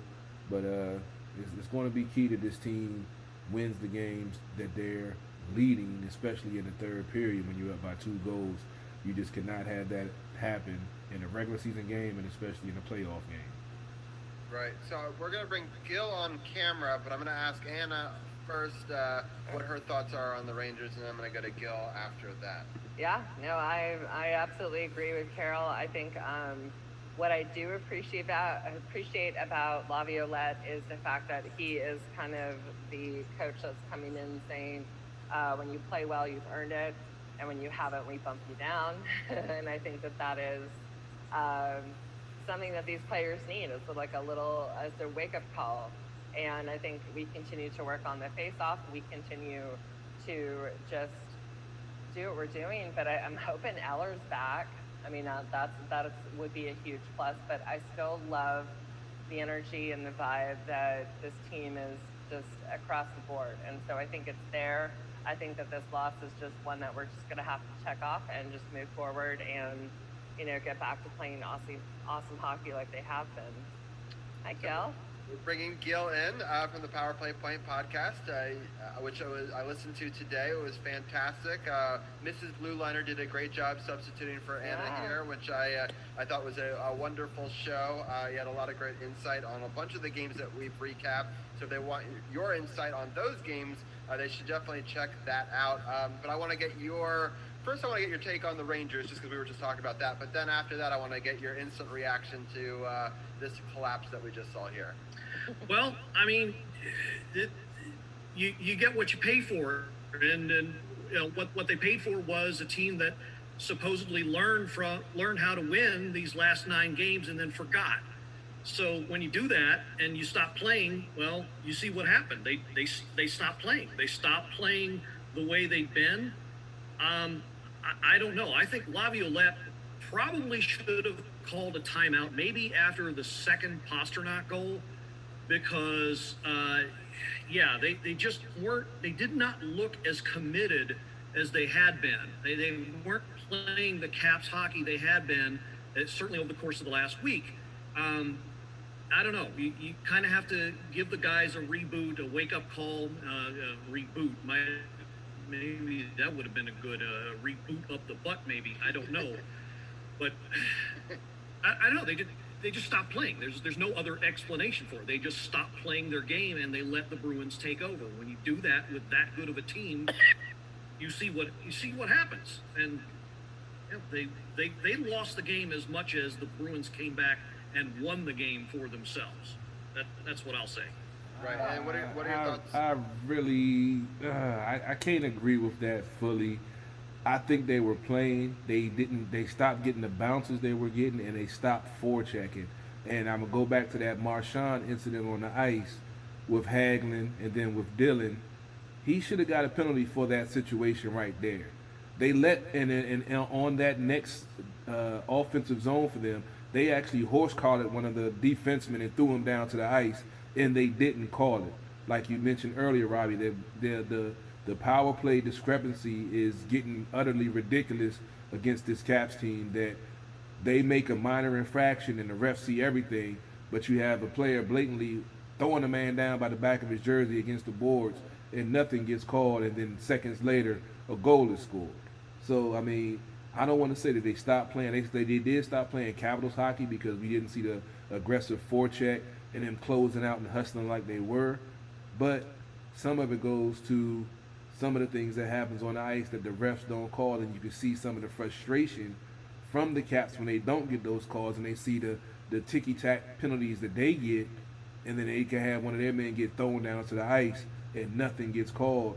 That, I'm not saying that's a reason to stop playing, but that can definitely affect the psyche of a team, that if I go in and make a slight infraction, you're going to call the whistle, blow the whistle on me, but this guy can come over here and throw my man down to the ice and nothing happens. And we spoke about it earlier, you know, Robbie went into great detail about the discrepancy.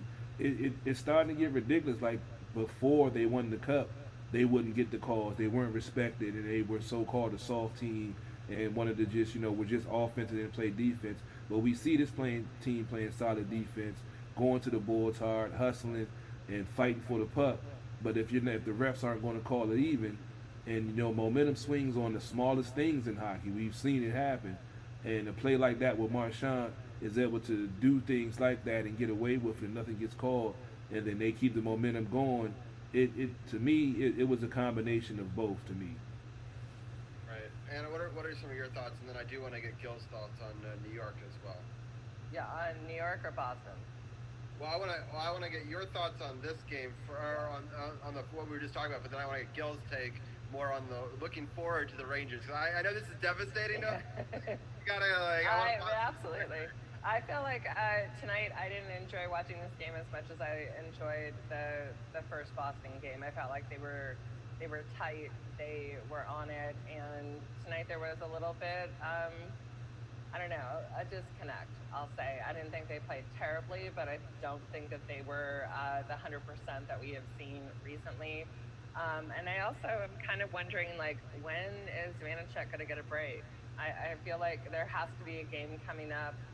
I think you will see one now. I don't think you're ever going to stop a guy on the heater, right? Like, if he's going to keep winning, you're going to keep riding him. But I do think that the problem is there's only 2 games this week, right? So I kind of think that you might give him that Rangers game and see how he does. It's tough because there's just that one in the Super Bowl Sunday game. So I mean, he could do both in this week because it's just not a lot of games. But I agree that at some point you do want to see what Craig Anderson has.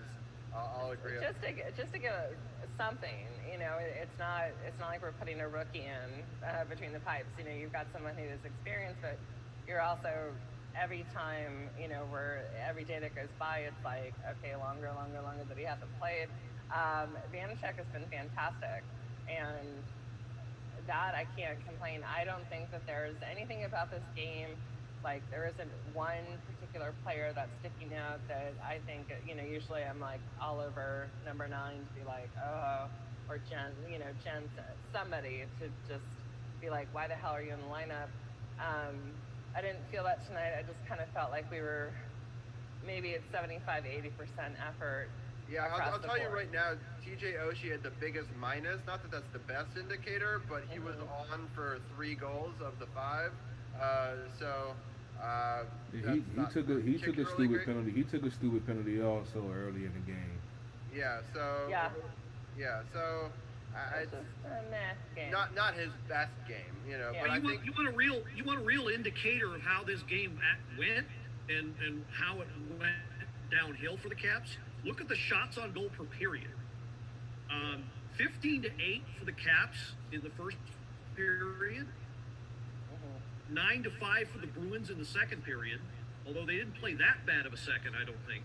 And then 16-6 for the Bruins in the third period. It's been the third period, lady. That's your story, lady and gentlemen, right there. That's why the game went the way it did. Yeah, we saw the previous game against Boston, how they gave up the lead in the third period. And if, before it was the second period, for some reason now it's the third period. You know, in the Trots, it was the second, third period they played strong.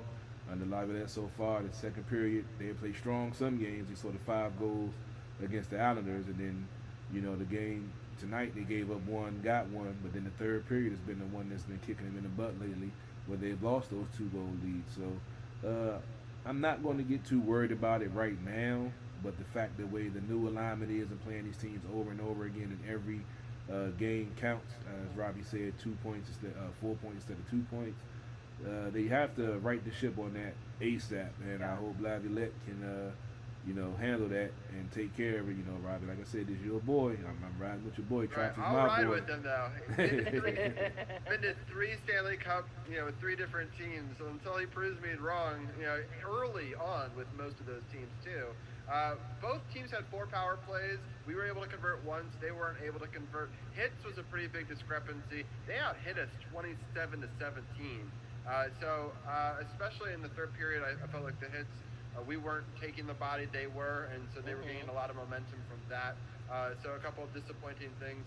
Let's, Gil, real quickly, what are your thoughts on playing the Rangers coming up? And then I want to get the whole team's thoughts on the Flyers as well. You never want to say any team is an easy out in the world's best professional hockey league, but I think the Rangers are a team in something of a bit of disarray right now. They had that whole blow up with Tony DeAngelo being waived. There's some sort of altercation with one of their goalies, and then he's just been nothing but a walking bag of controversy ever since he was signed by that team, and so somebody decided enough. So that's been something of a distraction that they finally ridded themselves of, but still they haven't been all that great, so far this season. So I mean, you're walking into a situation where okay, it's on the road again, but they could start to regain their form against this team. So I kind of like this matchup for our guys, but this is like you were saying, that this is probably a good time to put Anderson in net. Let's just see what he's got. He's used to playing behind a bad defense. I'm not saying we have a bad defense, but he's used to facing lots of shots. So give him the start. Give V squared a rest. Let him be the backup for the night. And I like our chances against the Rangers, but again, they're not to be taken too lightly, as you saw the way they hung tough against Pittsburgh tonight. So I think it'll be a good game.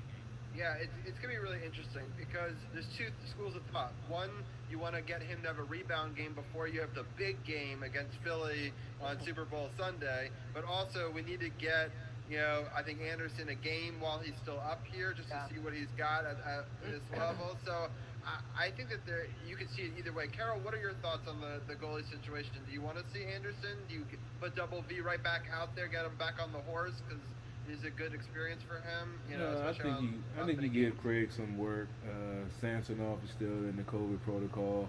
I haven't heard any updates. I don't know if you guys have, but I mean, Craig Anderson is a quality goalie. He's played some quality, years in the league. I say you at least want to get him out there to see what he has. You got him on the roster. Might as well put him out there to see what he does. And against the Rangers, one of the lower ranked teams, I don't see the harm in it. No offense, Brian. Right. But Carol, and then we go back to Double V for the Sunday game. No matter how good Craig looks against New York, is that your thoughts? I say you still ride him. Plus he's young. You don't want to have him out too many games. That'll mess with his psyche. Trying to make the transition to the NHL. I say let Anderson go out there, even if he has a shutout and saves 30 shots. You still want to put Double V out there to keep him. Keep his mindset positive. You don't want to think that it's a demotion for him, for the last game, because it definitely wasn't on him. It was on the defense of the Capitals. So I think you go to Anderson for one and go to Double V for the next one. Yeah, so Gil, what are your thoughts overall about Philadelphia? They're coming in tied with us now for first place. It's kind of a battle for first place in the East on Super Bowl Sunday, so they got the game that they wanted. It's going to be on NBC, nationally televised at noon. What are your thoughts on the Fly guys who have looked pretty good this year? Yeah, well, if everybody thought the Bruins were going to be a pretty good test, this is going to be an even better one. This is pretty much the same team that was banging down our door for the division lead last year, and they haven't gotten any worse. They haven't taken a step back. They're the same team. They're a damn good team. They're well coached, well prepared. I mean, they got a lot of jump, and they're solid in all areas. I don't find glaring weakness anywhere on this team at all. So I like our chances, but it's a good litmus test for sure, because they're, in my opinion, one of the top 5 teams in the league overall. So it'd be interesting how that plays out. They better bring their A game. They better not collapse like they did in the third period in this game, because if they do, they'll lose for sure. So they're going to have to play Boston twice in Philadelphia before they play us. Once on Wednesday at 8, and then once on Friday at 7. So they've got the more every other day consistent, schedule, where the Capitals have one game on Thursday, so we've got a bit of a layoff, and then that bit more of a break, on the Friday and Saturday off before it. Carol, do you think playing Boston more often this week will help or hurt Philly in their matchup against us? With Boston being quality on defense and top team on a penalty kill, it's definitely going to help them coming in against us, being the fact that they haven't been playing solid defense for 60 minutes, and we've seen lapses on the defensive end. So I feel like it's going to help Philly playing against Boston twice, because they've been defensively sound under Cassidy, ex-Capitals coach. I was listening to somebody, like it took him 15 years to get back to the NHL after the Caps fired him. He spent a lot of time in the AHL and some of the minor leagues. But now that he's back, he has the Bruins playing solid defense and penalty killing, which is what he's been about. So his system is definitely taking off now. So it's definitely going to help Philly coming into it against the Capitals, knowing that they're still trying to find their way defensively, and hopefully we don't see some of those lapses we saw tonight or the previous game. Philly looks really good. I'll just read off that they were able to beat Jersey and the Islanders twice each, which we agree are kind of the lower-ranked teams, some of them in the division, but pretty soundly. They did lose to Boston twice so far. They split an earlier Buffalo series and beat Pittsburgh twice. So Philly's been looking pretty good, especially winning those last 4 games. So it'll be interesting to see if this slows it down. Anna, your thoughts on playing Philadelphia on Super Bowl Sunday? Oh, sure. I was a little distracted prior to you talking about this with Gil's mullet, so I'm trying to figure out what's going on there. You like that? You like that? You like this? He looks like Jaromir Jagr. I call it. Well, I call it. I actually call it Robbie Gross meets Brendan Dillon. Okay. I'll take it. I have other ideas. So usually, Carol, they don't see each other when they do the podcast. So this is yeah. So this has been like I'm sort of trying to hide the I was done at mullet. I was done at mullet. That's the first mullet reference we've ever had on Sports in the Hill podcast. That's it. And that's that's 2021 at this point, right? COVID and everything has got us saying things that we don't usually say and see things that we don't usually see recently. I haven't got my hair cut either, so I understand. Yeah, it's all good. You're gonna have to repeat the question. Oh yeah, sorry. What do you think about the Flyers on Super Bowl Sunday? Gosh, I just think that we're just at a point right now where any team that we are going to play, we just cannot. We just can't count them out. Like, we just have to go in playing smart hockey, and I know that just sounds very generic, but it's very true that, like, we can't just there's no assumptions going into this saying, like, they're not that great, or, oh, they're this, or, oh, they're that, because look at the Capitals. If you were playing the Capitals and you're saying, oh my gosh, they have, their 4 Russian players out, they have a rookie goalie in, we've got this, we're going to take them out, and look at how well they played. Like, they've been fantastic. So I don't think that anybody can come into this and say, oh, we've got this. I don't ever like the afternoon games with Capitals. I think that that's always been kind of a little bit of a curse. But I just don't. I think it'll be a good game. I think it'll be a 2-1. Sounds good. All right. Well, I appreciate it. We got that hour in with the hockey segment. I'll give one more plug for Gil before we let you guys for the mullet. go. For the mullet, for the great podcast as well. Again, if you go to sportsothp.com, click the podcast partners button. You get the Power Play Point podcast, usually with Anna, this time with Gil and his lovely wife. And so I highly encourage that. I'm sure next week Anna will be back on. You can catch the entire show log, so plenty of Anna on that button as well. You can also catch the No Spots podcast we talked about earlier over there. You can also catch Upon Further Review with Brian Brennan. We're going to bring Brian back in a few minutes, but we really appreciate both of you guys for doing this sort of post-game show. Maybe we'll do it again if we get another live Caps game in the future. I hope so. You know, any final thoughts before we let you go? Well, I mean, I was just taking a look at the standings, and we've all got to remember this is an abbreviated season, and we're coming up on 4 games till we hit the quarter pole. So I don't want to start sounding the alarm bell, but any thoughts of a playoff run, I think you need to start, if not now, then very, very, very soon. So Anna kind of mentioned this before. Don't take any teams lightly. Maybe you want to start playing a little scared. I kind of want to start seeing that from the Caps, starting this week, if not next. Yeah, I agree. We'll see something to watch for. Yeah, for sure. Well, I appreciate it. We usually try to get a conversation between the two of us at some point during the quarter, halfway, and 3/4 mark. So I'm happy that we had this opportunity tonight. And thank you, Gil, for joining us. And I'll let Anna give her final thoughts before she goes. Yeah, no, I feel the same way. But I will say that I want to see the drive continue. But I also just think that we're in a really good headspace with this team. The chemistry is awesome. And the Caps do so much better when they're out on the ice having fun versus having a cloud over them of, you know, we have to do this, we have to win this to do this, and, you know, all that kind of pressure. I think when there's no pressure and they're kind of just enjoying being out there, loving hockey, we see the best of the best. So that's what I'm hoping for. Perfect. Awesome. Well, thank you guys both for joining us. We're going to bring in our football people in now, but I appreciate it, and we'll talk to you guys soon. Sounds good. Thanks you guys. Thanks for having me, Robbie. Of course. Bye. Thank you. Take care. All right, so we're going to bring in DujunneaB here. Let me try to swap it around. And I know that Dujunne is going to be audio for us. He's been nice enough to join us for an abbreviated Super Bowl talk. So, Carol, I'll let you take it away from here. I'm going to step off camera for a second, and you can start it, and then I'll jump in. All right. Dujunne, what's going on, my brother?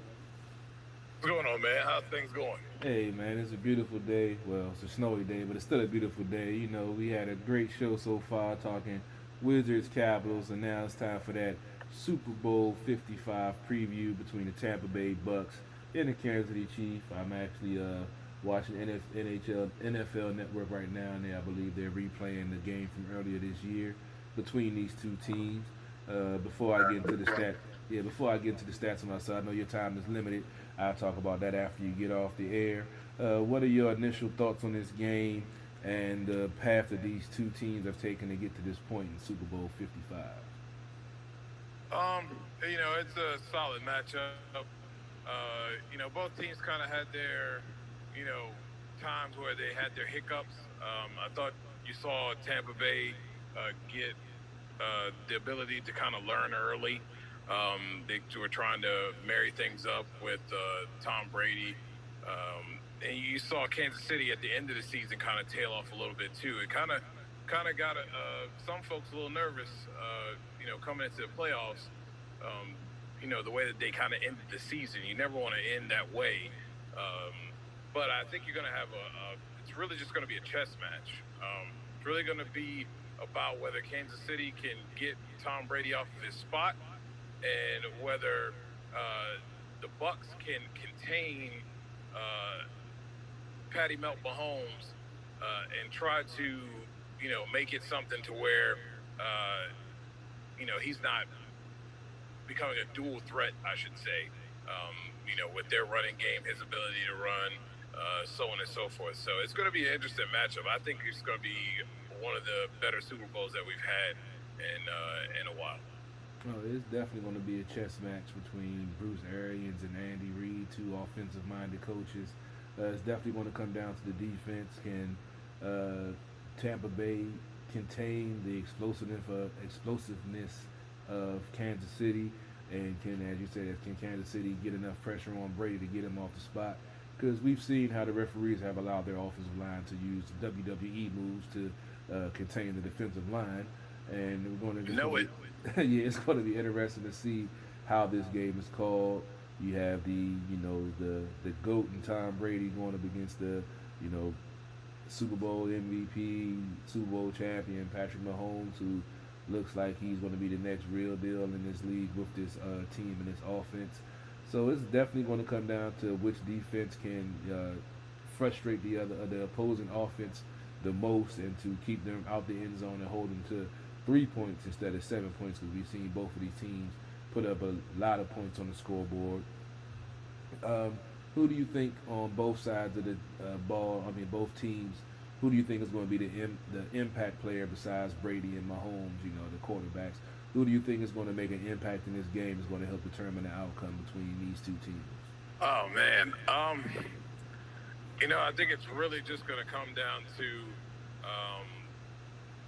It's going to come down to really just the defenses. I really think Tyreek Hill for Kansas City is a game changer. And his ability to not just be able to go special teams wise, but what he can do offensively. He blows open defenses quickly with those quick big plays that they can roll off. And I think that's what's going to be the deciding factor. Can they contain that big play ability of Tyreek Hill? And if they can do that, then they have a really good shot. I mean, they've got a shot anyway. I mean, it's Tom Brady and his ability to be able to just really fine-tune a lot of things. You saw that as the season went on and the tail end of the season. They just dialed in, and they're really dialed in right now. But I really think that's the key. Tyreek Hill is the guy that can change this thing one way or the other. And he's just because of his special teams ability and his ability, what he can do on the offensive side of the ball with his versatility. No doubt. I agree with you to an extent. I think that the player that's going to allow Hill to be more of an offensive threat is Kelsey. I'm looking at his numbers now, and I had no idea this man had 106 catches, 1,400 yards. He only had 2 drops in 145 targets and had 105 receptions, 1,400 yards and 11 TDs. I feel like if he can get going on the offensive side down the seam to put pressure on that Tampa defense, I think that's what's going to open up Hill to be able to do what he can do and just, like you say, make explosive plays happen anywhere on the field. Screen game, punt return, wide receiver. If you get the ball in his hands against a defense that's having to play honest and straight up and not doubling him, it's going to be a problem any given Sunday. So I think that Kelsey, if he can get going early and they force the Bucs to put a safety or a safety and a linebacker on him or try to bracket him so he doesn't go off, I think Hill is going to be the X factor and take over the game. So I definitely agree that I feel like Tyreek Hill is going to be the X factor in this game. On the Tampa Bay side, I got to go with Antonio Brown. If he can, get loose and get a big explosive play like we've seen him do, then that will help take some of the pressure off of Brady. We've seen Mike Evans, who normally has short hands, had some butterfingers in the playoffs. So I think it's going to take a player like Brown to take some of the pressure off of him so he can excel, because I feel like you've seen, we always talk about. Don't underestimate Goodwin, though. Say that again? Don't underestimate Goodwin. Oh, yeah, Goodwin's also solid, too.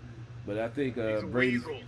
He weasels his way into things, man. True. he just when you think that he's not doing anything, he riles off a couple big plays, and that usually is the deciding factor. I think we saw that in their last game, and he's done that pretty much all season. He's quiet, and then he has a breakout quarter or two. really gets the offense moving, and they get a couple big plays. He gets a couple scores. He really can change the dynamic, and that honestly opens the door up for guys like Antonio Brown to open up those plays. I think so. It's going to be interesting. It definitely is. It's definitely going to be a chess match.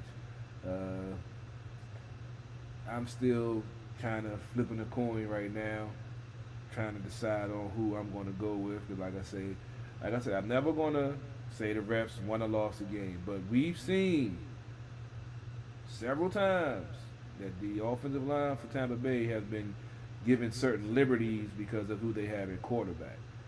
And we also know that Patrick Mahomes is the golden boy of the league. Andy Reid, great story, Kansas City, boom, boom, boom. And the whole narrative of Tom Brady, if he wins his 7th ring this Sunday, he will have more Super Bowl rings than any franchise in the NFL. So, I'm going with Kansas City. But I wouldn't be surprised if they find a way for Tampa Bay to win this game, especially with him being the only team to ever host the Super Bowl and then go to the Super Bowl. There's too many narratives in the scheme of things that I can see the NFL profiting off of, and that's where the money aspect comes into it. That I can see a couple of missed calls or a couple of referees getting blind for a couple of seconds when they see an arm bar or a headlock putting on a Kansas City Chief defender. So I'm going with Kansas City, but I wouldn't be surprised if they find a way for Tom Brady to ride off into the sunset with 7 Super Bowl rings, and the Belichick not making the playoffs and him winning the Super Bowl can end that he can only win with Belichick narrative. So I'm hoping that we don't see some of the stuff we saw in the wild card round last week. It wasn't as bad, but I'm going to go with Kansas City. What about you, DujunneaB? I think Kansas City runs it back, but you never underestimate Tom Brady. But I think Kansas City runs it back. I think it's going to come down to an interception. And we know Tom has had a couple of them, and honestly, they probably shouldn't even be here with the amount of interceptions that they had in previous games. They were unable to capitalize. So it's really going to come down to that play. And I think if you give a team like Kansas City the ability to make those types of plays, to be able to get turnovers, extra opportunities, I really think they are a team that can capitalize off of that. Home field advantage, I don't know if there's really any home field advantage. These teams get there super early. They don't have a problem with any of that other stuff. So I don't see that being a problem at all. So I'm going to go with Kansas City, but like I said, I wouldn't underestimate Tom Brady ever. No doubt. I'm the same way. I just don't like the way, like I said, I'm still going back to watch the football team game. I just didn't like the way some of those non-calls and all that other BS. But it's been a very interesting football season. I was off yesterday, so I was doing some trolling and some watching football team fans. And it's a man. I just want to end on this note. Then I want to get your opinion. Be on the outside. I was told that I'm giving Daniel Snyder a free pass, and I don't I don't hold him accountable. It's just amazing how much some fans put blame on him and talk about he wasted a draft pick on Dwayne Haskins. It was his call, which we've went over and over and over again on this show, that it had nothing to do with Daniel Snyder. But because of the DC sports media and some of these gullible fans, they want to have the audacity to try to come at me and tell me that Daniel Snyder was behind that pick. He was the 3rd highest rated quarterback in the draft. That's why they drafted him. But the fact that some of these fans want to demonize Daniel Snyder, granted, he was a butthole. He came into the league wrong. But over the last 5 to 6 years, this man has done nothing but open his wallet and said, what do you need to win? And the fact that some fans got a problem with him, or because he's a Trump supporter or whatever it is, I done told y'all once, I'm going to tell you again. You got 2 options. ride with the team and shut up, or go be a Baltimore Ravens fan. I'm tired of hearing it. And I hope the folks that I was trolling yesterday, I hope you're watching, because I'm not going to say your name, but you know I shot down all your BS you was putting out yesterday. And the fact that you would even have the audacity to say you will come on my show and embarrass me with knowledge, it's never going to happen. Don't even ever type that again, or even think that again, because I will come for you then. And on that note, DujunneaB, how do you feel about what I just had to say? You know, some people, you're never going to be able to get them to see the light. It doesn't matter what facts you put out there. They choose to believe their own narrative. And I think we see that in this world today. So, with that said, they can either continue to ride with the false narrative, and if that makes them happy, that's fine with me.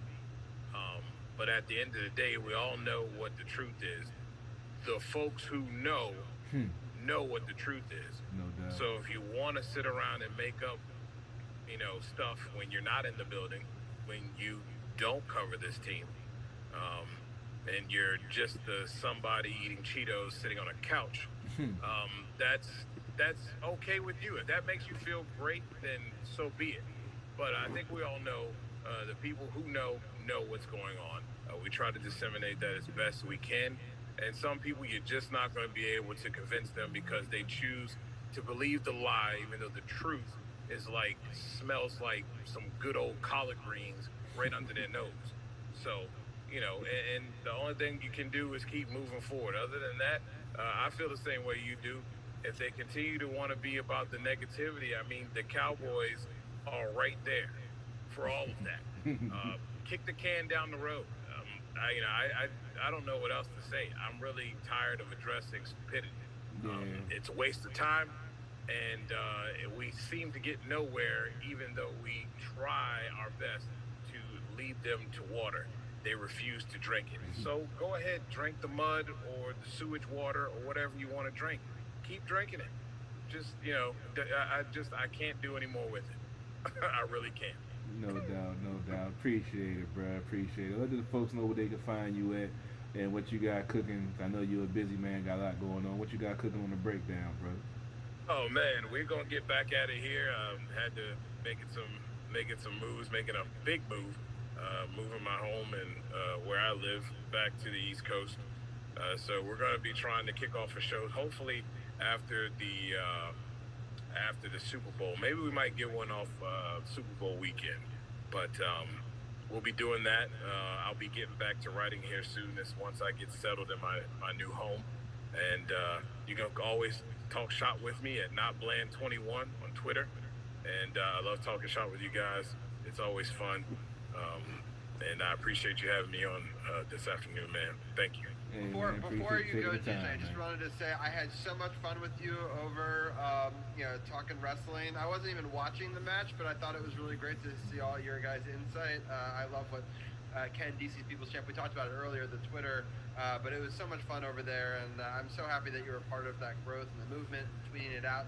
We retweeted it as well, and I love your insight all season long, so I really appreciate that. And if anybody wants to, if they click on the podcast partners button on sportsothp.com, it's got all the podcasts, but we also have a DujunneaB button that goes right to all the articles as well. So we really appreciate you coming on for the whole football season. We look forward to I don't know if we'll do a Super Bowl breakdown show next week. I haven't talked to Carol about that, but either do that or when the next season comes along. Sounds good, man. And I love DC's People Champ, the Sith. They do a great job over there talking wrestling. I'm a huge wrestling fan. And I just love supporting what they're doing, trying to push it out there because I believe they bring something different to the table. And I like different. So it's always cool to have those watch-alongs. It's not the same without doing the watch-along with DC People Champ and the Sith. It makes the whole pay-per-view so much more fun.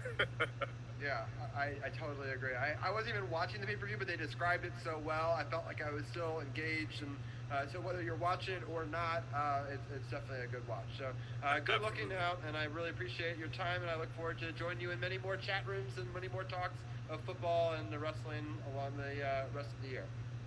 Yes, sir. Thank you, man. Appreciate it. All right, brother. Yeah, we definitely get there for that draft preview show when the off season, because I already got folks asking about who the team should draft if they don't get a quarterback.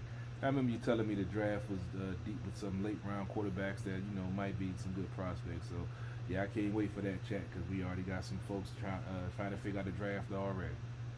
Sounds good. All right. Well, we really appreciate DujunneaB for joining us. I think we're going to bring Brian in real quickly.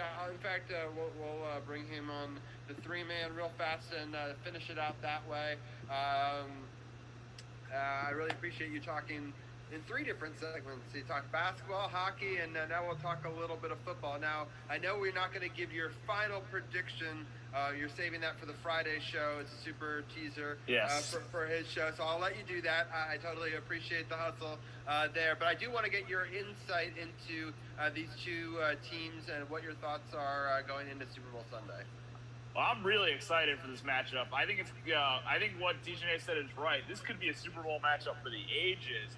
Just considering you got the GOAT, Tom Brady, against the baby GOAT, Patrick Mahomes. There's a lot to be excited about. Both these teams have a lot of great offensive weapons, from Mike Evans and Chris Godwin with the Bucs to Tyreek Hill and Kelsey with the Chiefs.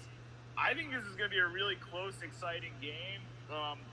Like I said, I'm not going to make my official pick on who I think is going to win until Friday's episode of Upon Further Review with Brian Brennan.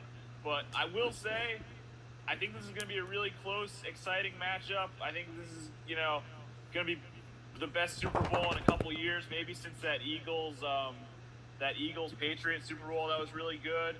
And one thing DujunneaB mentioned was that these teams come in early for the Super Bowl, but that's actually not the case this year because of COVID and everything. The Chiefs are actually not coming into Tampa until 2 days, I think, before the Super Bowl. So it's not going to be like a normal trip. It's not going to be like, they're there for a week. They're only going to be there for a couple days. It's like a business trip in a sense. So I think that might actually...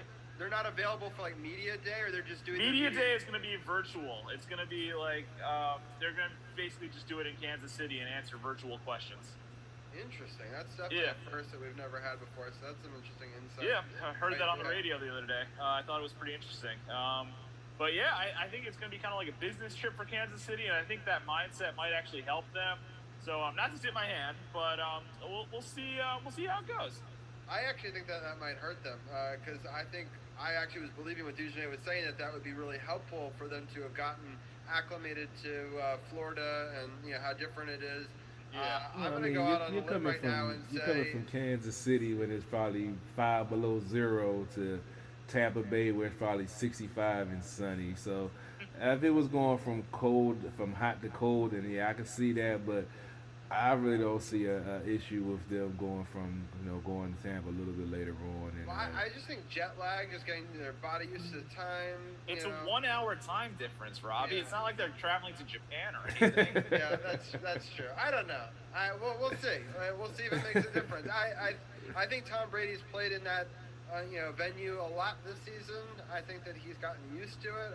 I don't know if there is such a thing as home field advantage in the Super Bowl. No one knows because it's never happened.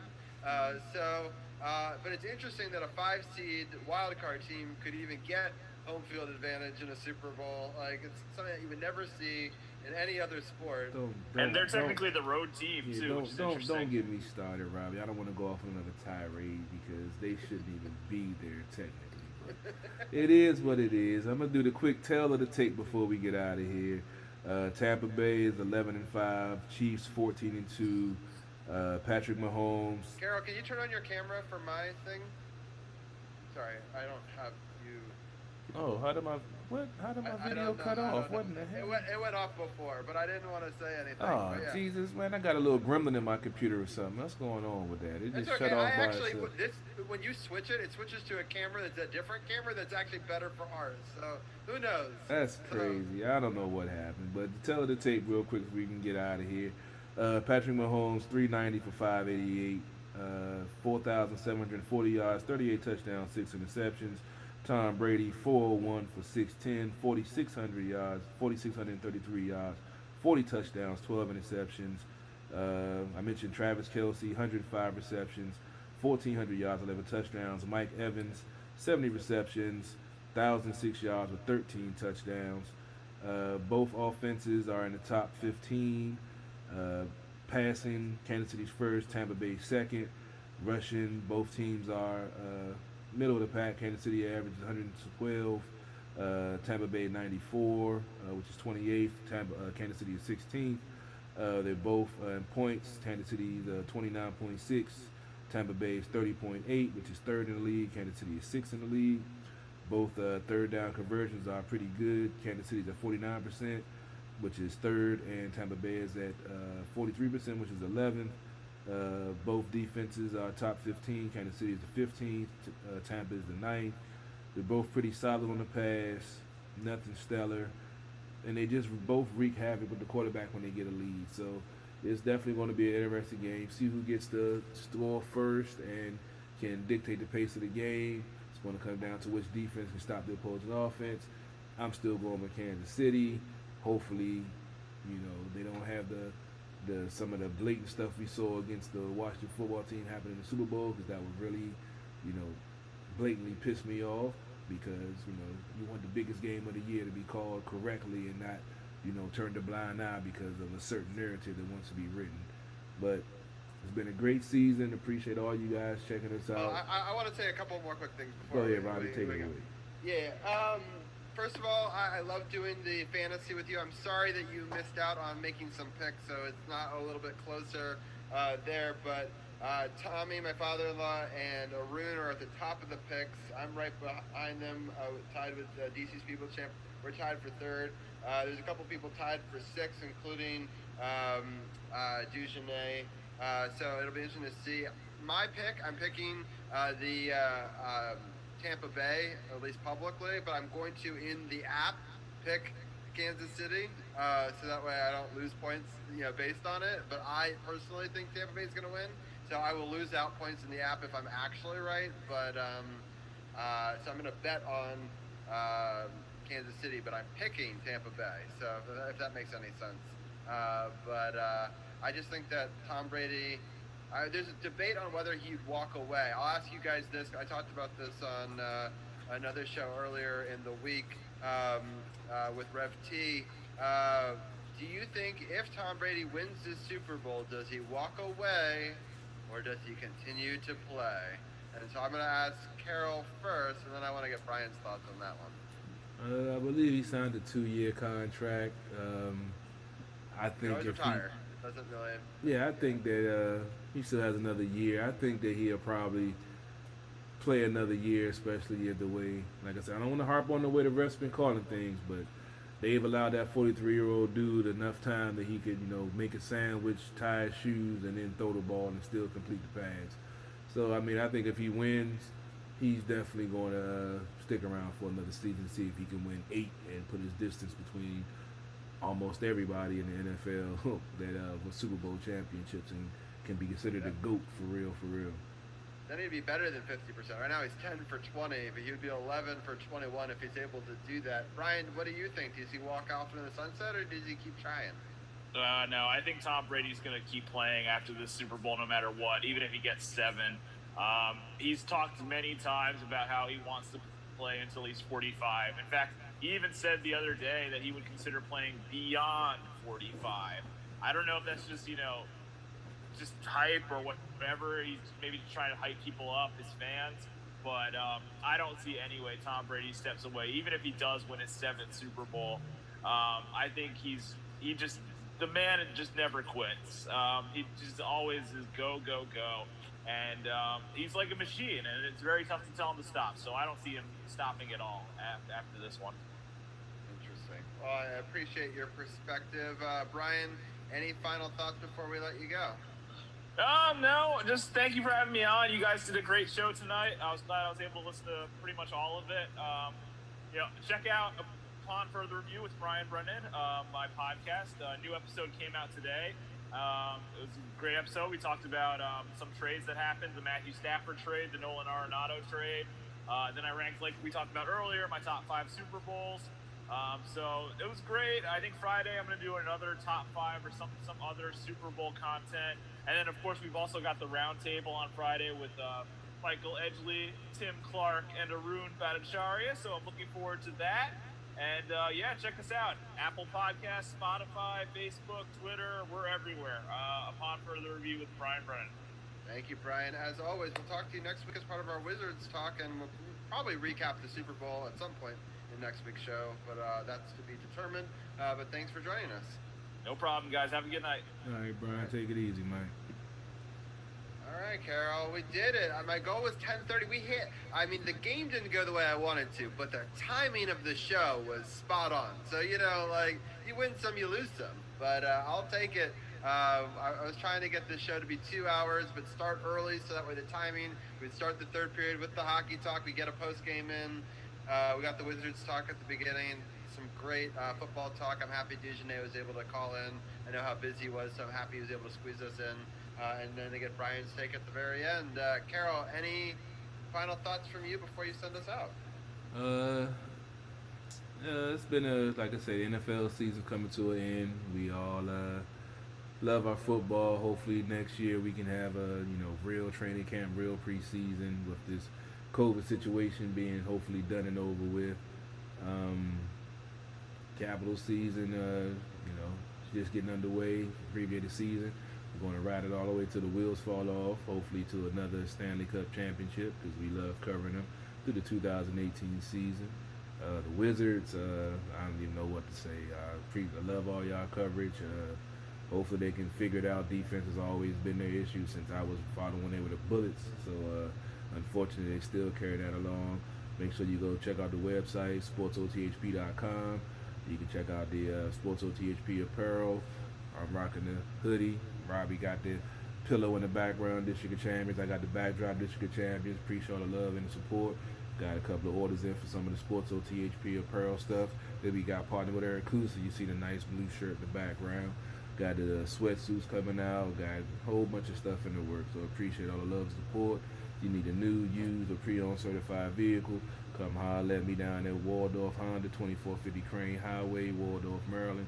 Northbound side across from the Lowe's and the Popeyes. Supposed to be off tomorrow, but I got 2 deals pending tomorrow. So come on down and be number 3 because you know your boy's going to take care of you. Shout out to all the folks that support, all the contributors, all the folks that like it. Share it. Check out the YouTube channel, Carol Porter III with 3 eyes. Robbie got his channel. It's all on the page. It's hashtag. Congratulations on hitting your first milestone on your YouTube. Got 100 subscribers. Appreciate it. Tell your folks to subscribe. We got the feed live going every Monday night. I got At the Bar Radio going every Sunday night. You see highlight videos. You see some of the beats that I make. I post a whole bunch of stuff on there.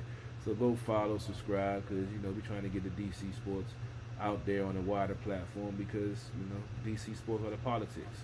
It's not just a catchphrase.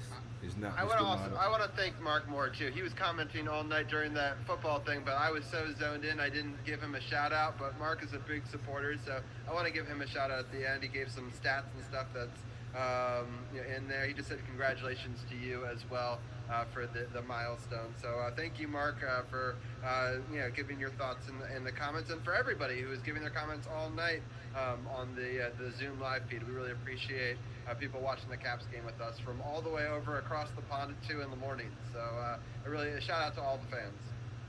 No doubt. Appreciate it as always. We'll be back at it next week, as always, bringing you the best DC sports coverage around. DC sports are the politics. It's not just a catchphrase. It's not just a motto. It's what we do. CP3, live from the lab. RobbieG, live from the man cave. And we out. Renegade 703, Money Convo, and you know how we do. Go follow, go support, go stream it live. That's what we do, baby. Bring you the best entertainment around. Money. I love that money. Lucas. Money, money, money, money.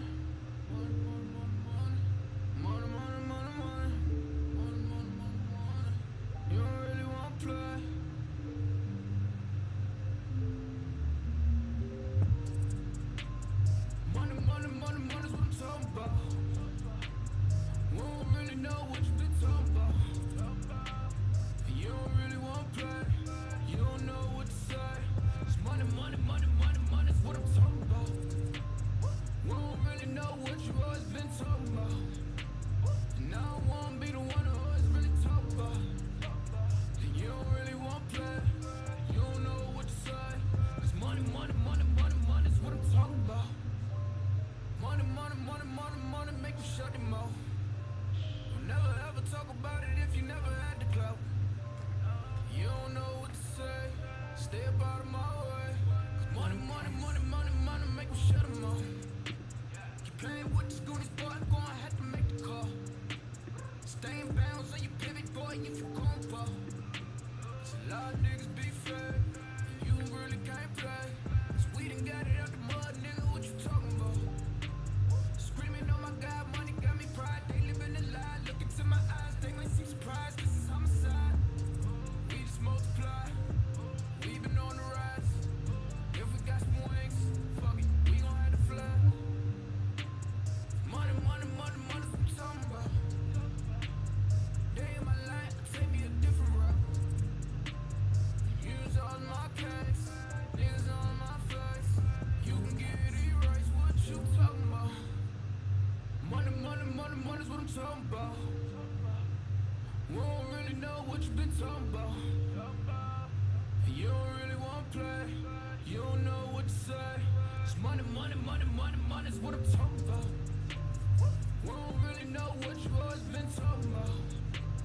And I don't want to be the one who always really talk about. And you don't really want to play. You don't know what to say. It's money, money, money, money, money's what I'm talking about. You never crossing these borders.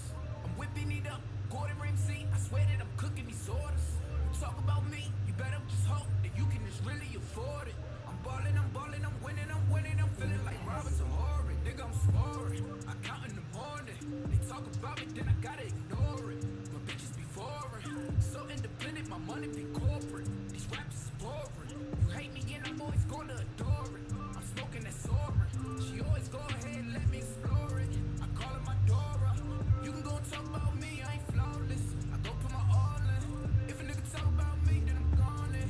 You know that I'm gone in. Jumping, take trips, Pompeii, all day, always keep 3 stacks like Andre. I get it, I get it, I get it, I get it, man. And you can never, ever, ever get rid of that. So watch what you say, and watch how you do. If you play the game, then you play by the rules. Money, money, money, money's what I'm talking about. We don't really know what you've been talking about. You don't really want to play. You don't know what to say. It's money, money, money, money, money's what I'm talking about. We don't really know what you always been talking about.